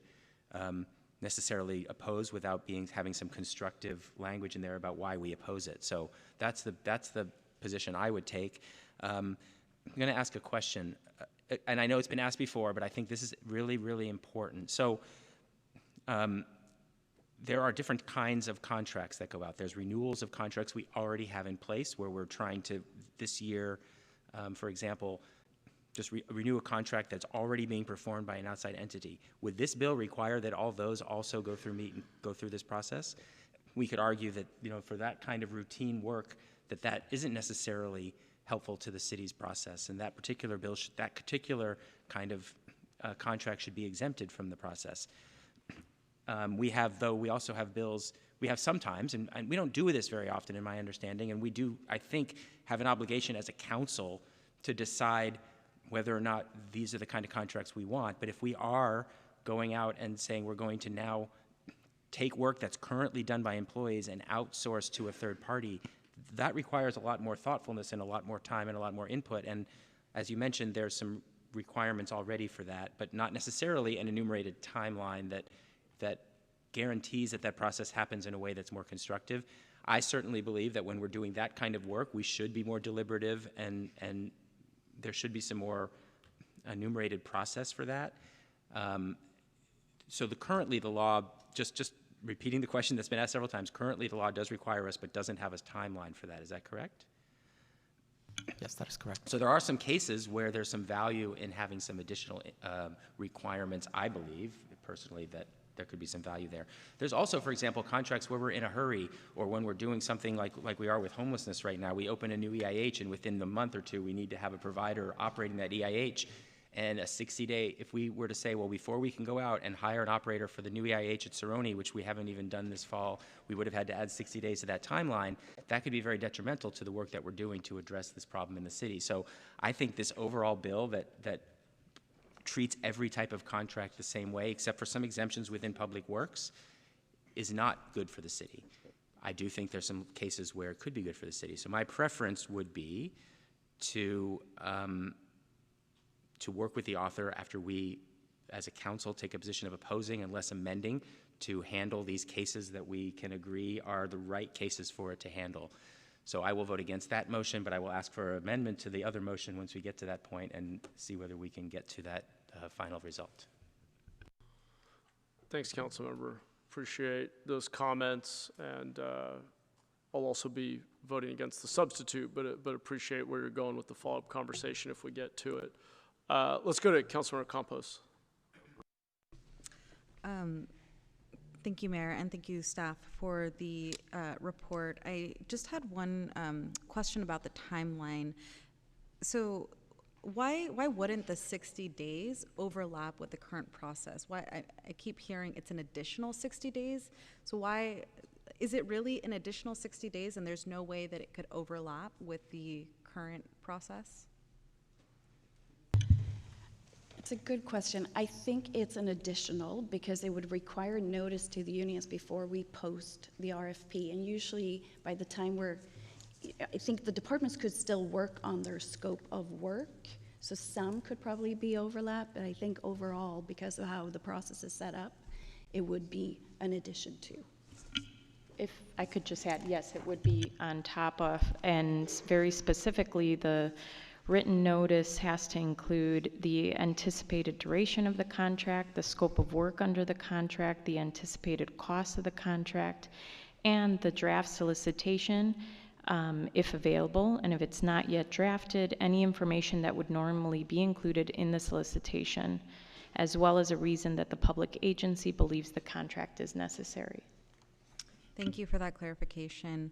I agree with as some of my colleagues have voiced, the importance of transparency, how we are, working to provide great services to our residents and our businesses, and making sure that it doesn't come at a cost to our city employees, which is why I believe that it's appropriate to remain neutral. So those are my comments. Thank you. Thanks, Councilmember. Let's go to Councilmember Tordillos. Thank you. I'm sympathetic to the concerns raised by city workers about contracting out of city work and all that entails. That said, I also do believe that the city needs to be nimble as we approach these procurement processes, and I'm concerned that the current language of the bill could be too vague, could have unintended consequences, as other members of the council have already mentioned. I appreciate Councilmember Cohen's statements about trying to move this in a constructive direction where we could have potentially a oppose unless amended framing so that we could try to guide this towards something more proactive in terms of shaping the legislation and how it might impact the city. Sorry. Thank you, Councilmember. Appreciate that. Yeah, I would agree. I think the current language of the bill is sweeping and would present, in practice, really significant operational challenges for the city. The principle of having employees engaged in procurement decisions Sounds good, and there may be moments, there may be certain contexts and ways in which that makes sense. But as written, this would require public agencies to provide bargaining units with 60 days written notice before issuing a proposal, before issuing a request for a quote, extending a contract. It's extremely broad. We're in a moment where we have low trust in government because of how slow and inefficient we are, our inability to execute quickly. The last thing we need to do right now is add more process, more steps. We have extensive negotiations in union contracts over the quality of working conditions, benefits, compensation, and many other work rules at the city already. But when we decide we need to go out for a quote or tackle a pressing problem, to add this much more process in such a broad swath of areas is extremely concerning to me. I wonder if staff could just help us be a little more concrete on how this plays out in the real world. Could you maybe give an example or two of when you think about our recent work to try to be nimble, to try to not take 18 months to just carry through a decision the council's made on homelessness, public safety? Procurement is an area where, if anything, we need to cut our timelines in half, not add another 60 days. But could you give a couple of concrete examples? I think the one that stands out was the recent attempt to deliver water to Columbus Park, the homeless encampment. It was quick. We needed to turn off a spigot because of concerns for water quality. And so we had to be fairly nimble. And even though we tried very hard under the procurement rules to be nimble, it was still about a 6-month or 6-week process. And so 60 days to that obviously would have made it almost impossible to comply with what Public Works was trying to accomplish. Okay, well, that's a pretty visceral reaction. I mean, that's a good example. It's a concrete one. Those are the kinds of stories that make people furious at local government, just to be clear. We need to figure out how to certainly pay our workers fair, which I believe we do, have safe working conditions, good benefits, and on and on. But at the end of the day, when we have challenges out in the real world that we need to respond to, we cannot have the unintended consequence of it taking weeks and months more than it already does, which frankly is often unacceptably slow. And our community feels that, we see it. So I can certainly, I'll be voting against the substitute motion. While I will happily support, if there is a friendly amendment to Councilmember Cohen's point, I will support and oppose if amended. I'd like to hear some articulation of what the amendments are people are looking for. And while I appreciate some of the frustration raised around the process here, I do want to defend staff in not making an assumption. Clearly this is we don't all agree. I think it's appropriate that they brought this before us to discuss.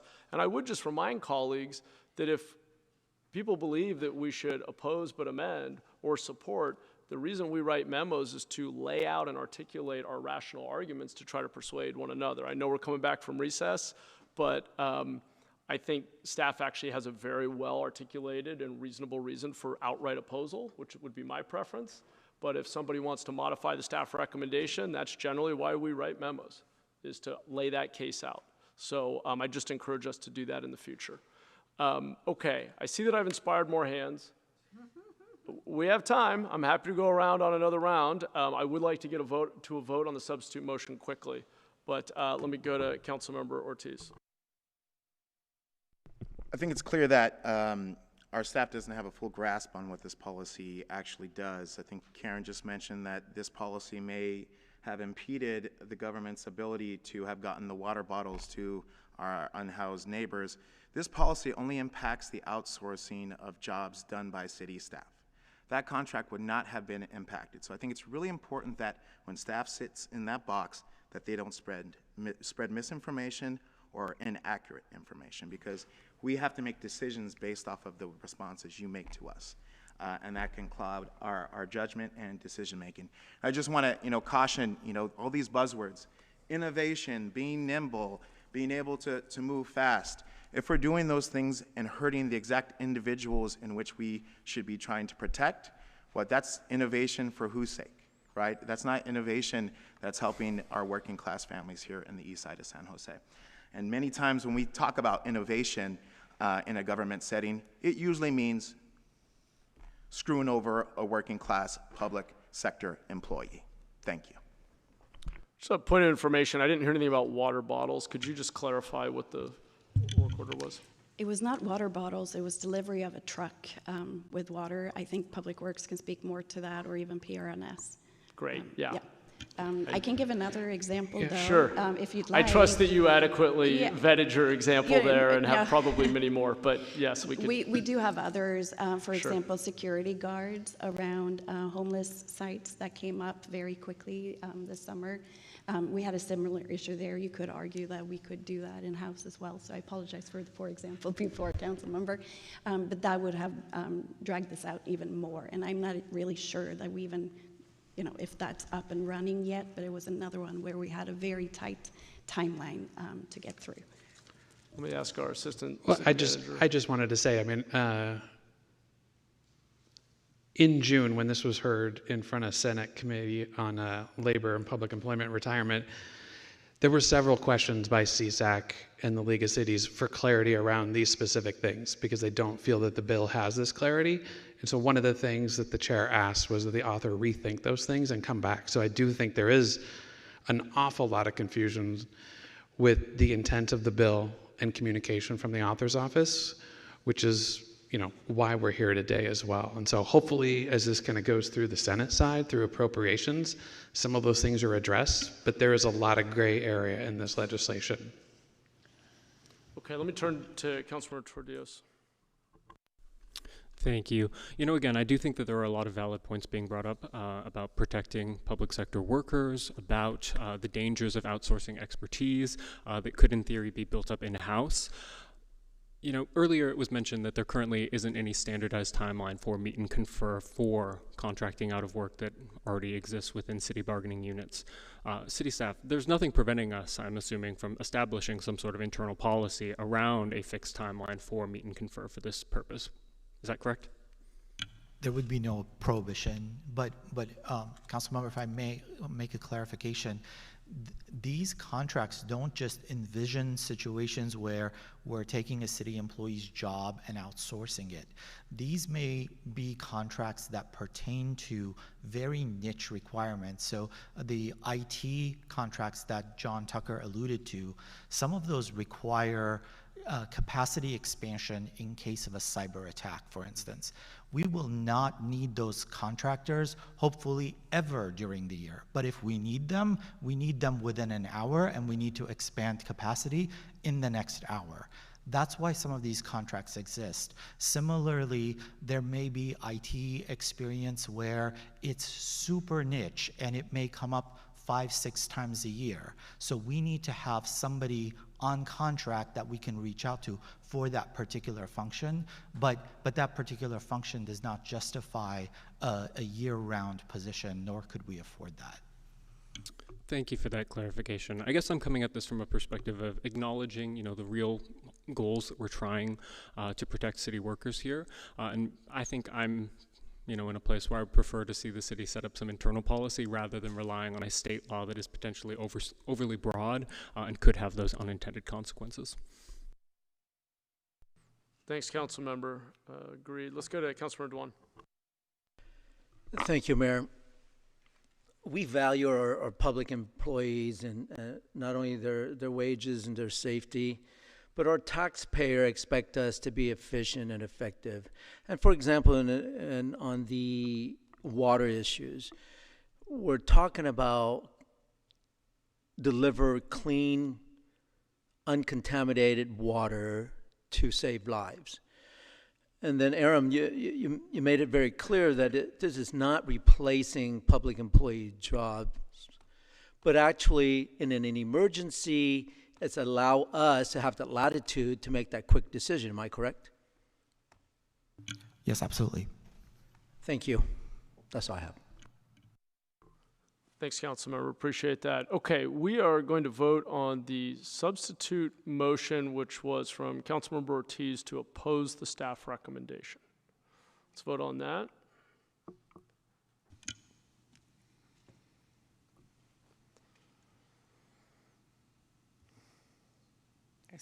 I'm still out. Okay, there we go. Motion fails 8-3. And I have the 3 yes votes as Ortiz, Candelas, and Campos. All others voted no. Okay. We now have the underlying motion, which is Vice Mayor Foley's motion. I don't see any hands. Do we have any hands? Okay, Councilor Cohen. I guess I will try to suggest a few amendments, although I don't think I have an exhaustive list of amendments that would satisfy us. And of course, this doesn't mean it has to be an exhaustive list. We're proposing some amendments. We're not necessarily saying that we're not necessarily going to be automatically switching to a support position, even if these are taken. I think there's some amendments that we certainly would like to see in this bill if it were to move forward. One would be to exempt such things like cybersecurity and other security contracts, because I think that we can agree that there's some very timely things that have to happen in those contracts, and some need for outsourcing on those, some special skills, plus reasons why we don't want some of these activities to happen in-house when it comes to protecting our networks. There are certain technical reasons why you need to have third-party contracts to protect your security, your cyber security. Secondly, I think exempting renewals of existing contracts would be important in order to continue to operate some of the things we already are doing, and I think that would be a useful change. I also don't have more specifics on this, but there was a mention about the lack of clarity in this bill. Some people might say, well, the things you mentioned are already exempt, and some people, by reading the bill, don't know that. So I think one of the amendments has to be providing more clarity on what this means and what is covered by it and what isn't. So I would just suggest that we oppose unless amend and add those amendments to it. Now, other people can suggest other amendments if there's things that are also important in the bill, but those are the 3 I would suggest. And I'd ask for a friendly amendment to include unless amended with these 3 specifics. Councilmember, I got 2. I didn't get the 3rd. I got the cybersecurity and exempt renewals of existing contracts. The third was more just about providing an amendment that provides clarity in what kinds of and I don't have enough information to necessarily know how to be more specific on that one. Obviously, I'm not providing the clarity that we're asking them to provide, but they are the bill writers. So I mean, I think that we feel there's a lack of clarity, and we can't support it with that lack of clarity. I guess that's really the point I'm trying to make, that we would oppose as long as there's still a lack of clarity about what contracts would, fall under this and which ones wouldn't. And the reason I'm following up on that, because I think Lee mentioned that there were people on the committee who specifically raised that concern and hope it will be amended. So I think we should just agree with that there are concerns on the clarity about what applies and what doesn't. I agree that the clarity is vague, but getting clarification on the clarity would be helpful. So I would agree to accept all of those as friendly amendments. Sarah, did you want to? Councilmember, if I could just add one last point in regard to amendments. So there have not been very many amendments, despite all of the voices that have raised a lot of practical concerns. And one of the biggest amendments that was taken was moving notification requirements from 120 days to 60 days. So the 60-day notice is one of the main issues at hand, and how broadly that is applied. So I just want to clarify or just make clear that I haven't heard an amendment related to that time component, which will broadly apply regardless of some buckets of exemptions that we're going to have to comply with, and that will extend procurement timelines. I had another point, but I think and I just wanted to make a note of Senator Laird's comments in committee during the summer. He did raise a number of concerns around classifications and the vagueness around the language, the issues that you're all raising. And he did note that short of those issues being addressed, he would reserve a right to vote no later on. So they have heard these concerns. They've had discussions around them, and we still have not seen any amendments related to this. But we will definitely relay the concerns. Okay, thanks. Do we have other recommended? Well, anyway. All right, we'll go to Councilor Kamei. So to Sarah's point, I will add the amendment on the broadly applied 60 days.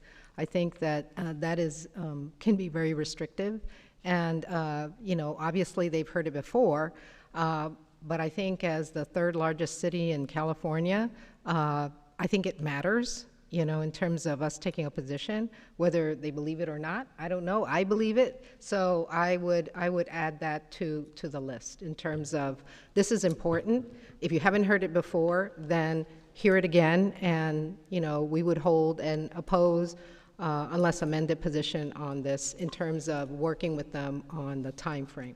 Removing the 60 days is what you're saying. Or working with them on what staff would think is a workable solution. And that's why I asked earlier about how much time, and maybe it's removal of that, I don't know, but I would leave that to staff. Okay. Staff, are you comfortable with having it left to staff? Sure. Okay, then I will accept that as a friendly amendment. All right. Okay, we'll go to Councilor Tordias. Thank you. On the topic of clarity, I would also recommend potentially more clarity on the emergency and exigent circumstances exemption. Thanks. Is that a motion? I think friendly that was a amendment? friendly Yes. amendment. Yes. Sure.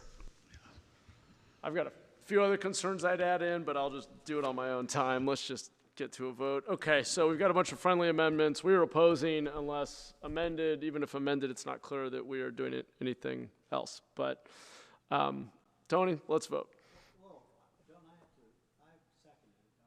Oh, are you the seconder? Are you okay with all those things? Well, not without a comment. Well, please comment. I didn't put my light on. You can even, sorry, I didn't see your light on. You can, comment, and you also should decide if you want to accept any of those or Yeah, not as no, the I mean, number one, I think we got to read out what you're actually, I didn't follow all of this. I guess the fundamental question I have is our staff comes here recommending against it, and they know as well as anyone how this process works internally. So, my litmus test is, things that are going to cost us time and money, which has been demonstrated that both, that this will, as a city, and our ability to move quickly on many, many things, even with, the caveats to the list we're talking about, is just bad for our ability as a city to be productive and do the things we kind of want to do moving forward, right? Every single council office, I can guarantee you the one-on-ones you have is probably complaining about how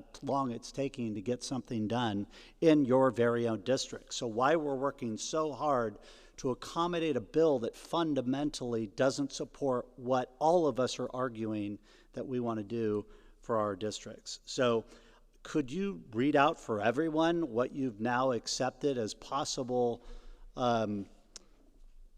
amendments to your motion, please, that you're going to need to convince me to second? I'm not going to convince you of anything. You can. But perhaps Tony got the detail a little bit better, but I have an amendment exempting cybersecurity, exempting renewals of existing contracts, eliminating the lack of clarity, which is confusing in and of itself, and then the removal of the 60 days. And emergency and exigent. Oh, and yes. So aren't we just saying no? Yeah, we are. That was the point. That's the point. So you can say no, say no, in which case we'll vote on the underlying motion. Yeah, I'm not going to accept the amendments. Great. Underlying motion is to oppose. Let's vote.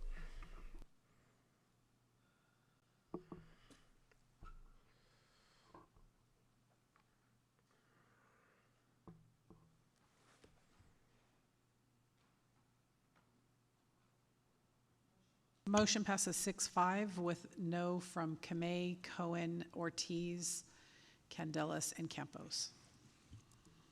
Thank you. All right. Thank you all. Move on to our next item. We are on to item 3.5, public hearing for fiscal year 25-26 sanitary sewer service and use charge and stormwater sewer service charge assessments to be placed on the Santa Clara County secured property tax roll. Tony, do we have public comment on item 3.5? I have no cards. Okay, coming back to the council, do we have a motion on item 3.5? Move approval. Great. I don't see any other hands. Let's vote.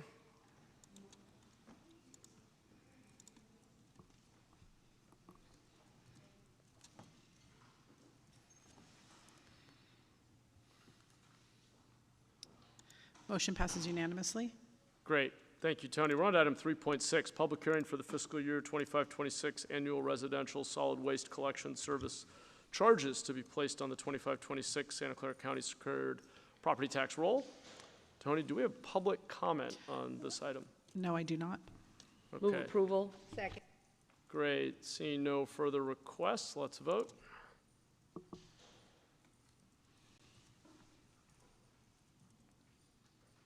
Motion passes unanimously. Thank you. On item 3.7, fiscal year 25-26 property tax levy for general obligation bonds. Tony, do we have any public comment? No, we don't. Okay, coming back to the council. Second. Thank you. No further requests. Let's vote.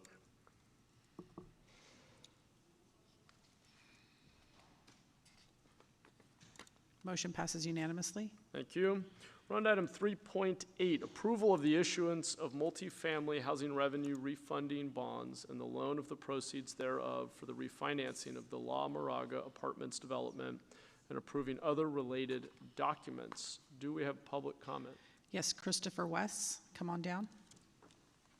Is Christopher West still here? Okay.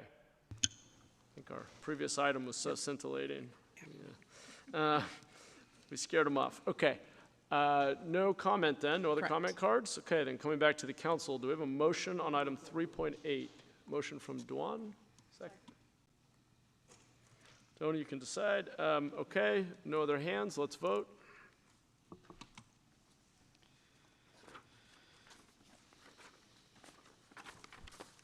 Motion passes unanimously.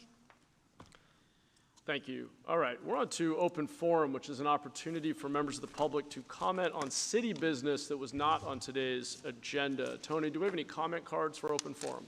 Yes, I have several cards. I'm going to call all of the names. I'm not sure how many people are still left. Great. So, Tony, as you call all of the names, we will invite people to line up here at the stairwell? Yes. Okay. So please line up in the stairwell. Your interpretation will be on a screen. The council members, if somebody is speaking in another language, you go to screen 2 in order to view the captions. Lena, come on down. The name, it has, I can't read it, so I'm going to come back to that one. Akos, last name starts with S. Melissa Ramirez. Kate Schroeder. Go ahead and go up to the microphone. Emma, and then I'll come back to the last 3. Go ahead.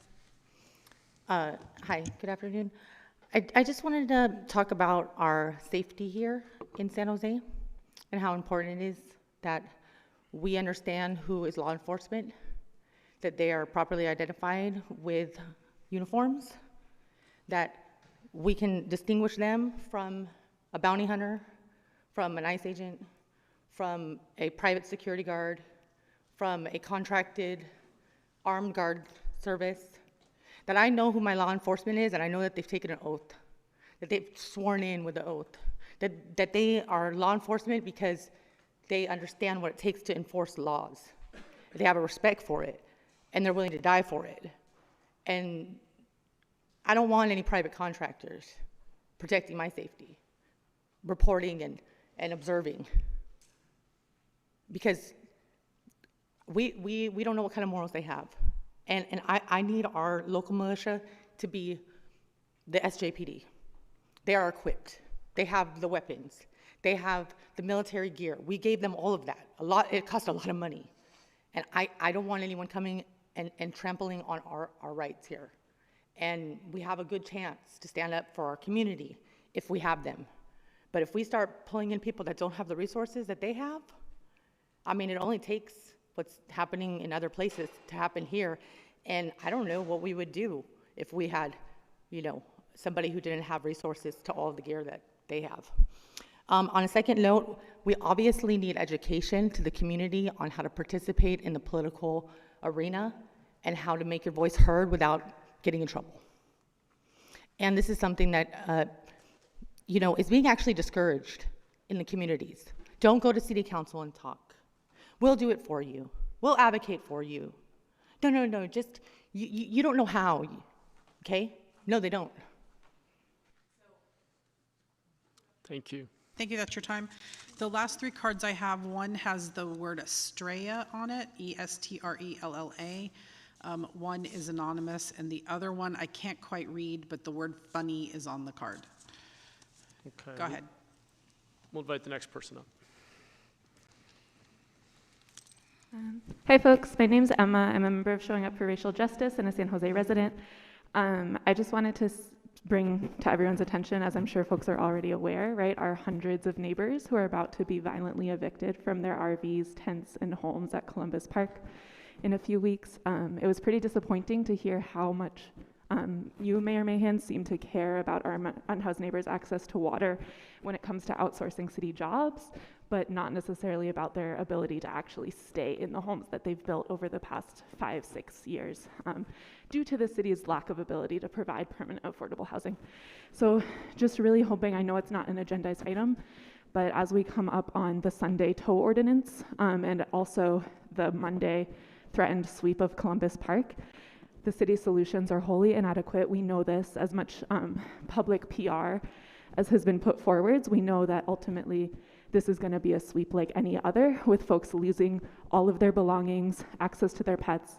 And I really believe that we can actually have a San Jose that's for all of us, a San Jose where actually we can offer our neighbors permanent affordable housing that meets their needs, or permanent safe parking options that they would actually willingly choose, and not that they are forced to choose because the alternative is arrest or institutionalization under responsibility to shelter. So I'm just really hoping that, you know, there's still a few days for folks to step up and take real leadership, and I'm really hoping that we can see some real leadership that includes stopping the sweep, allowing folks to stay and get resources, dumpsters, continue to have access to water in this community they've built together, as well as offer them, again, options that they would voluntarily choose for themselves, not at the point of SJPD guns. Thank you. Thank you. Next speaker. Hi, good afternoon. My name is Kate Schroeder. I'm a resident of D3 and a member of San Jose, Sol San SJ Indivisible. Congratulations, Councilmember Tortillos. We look forward to working with you. I'm asking here that the city postpone the Columbus Park sweeps until we actually have the housing and resources to help the people affected. That is unclear. What happens to their belongings and shelters once you sweep them out with no safe space to house them? Where do they go to get the wraparound services you mentioned at Friday's town hall?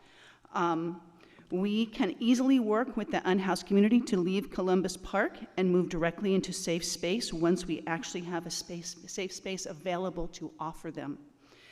Please reconsider the date on 8/18 and work with the community to help our neighbors. Thank you. Thank you. Next speaker.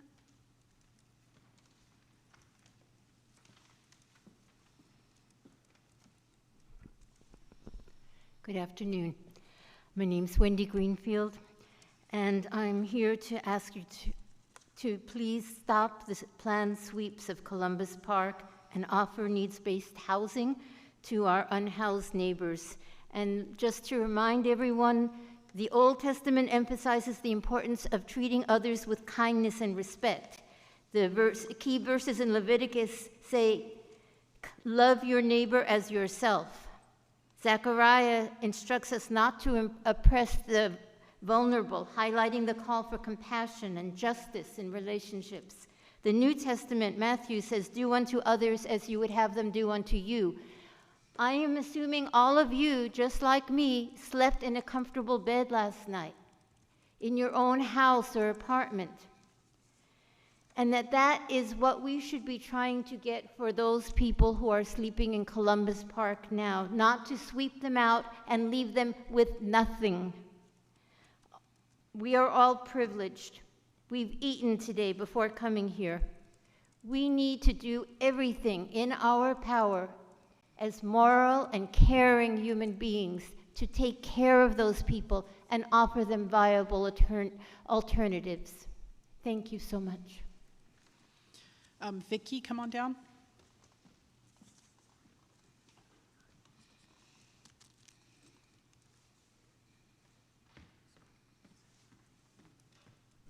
Hello, Mayor and council members.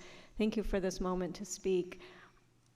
I know that each of you has a heart and a mind, and I know that each of you knows that it is inhumane. It is inhumane to sweep people from the only shelter and community they have when you're offering nothing to give them as an alternative. I think that all of the housing options that we have online at the time are great, and we need to have them in place and ready for people to move into when we plan to close the only homes of 1,000 people. Because the only result that will happen in the present situation, if August 18th happens as it's predicted, is those 1,000 people will now have no shelter, no community, and they'll still be on the street just somewhere else. So please, think about your own humanity and theirs. Thank you. Back to council. I think we may have one more constituent who wanted to speak. Sir, did you have your, okay. I don't know if you submitted a comment card, but. Okay, great, go ahead. Maybe it was one of the. My name is Akos Soboslai. I have been the victim of police harassment for years for bicycling in bike lanes. At the time, only expressways had bike lanes, then called shoulders. This council, at my request in 1989, voted 11-0 to repeal the bicycle prohibition. I also led the successful effort at the County Board of Supervisors, who voted to require bike lanes in 1989, required pedestrian paths in 1991, and approved sidewalks in 2008 on all expressways. Highway staff of the county has used the city's prohibition of pedestrians as a ruse to refuse to comply with BOS requirements for pedestrian safety. For example, they killed multiple people by forcing them to step across train tracks and Monterey Highway rather than use the safest crossing, the existing bridge on Capitol Expressway. State law only authorized prohibiting pedestrians from freeways. Highway staff claimed, quote, expressways are freeways, unquote.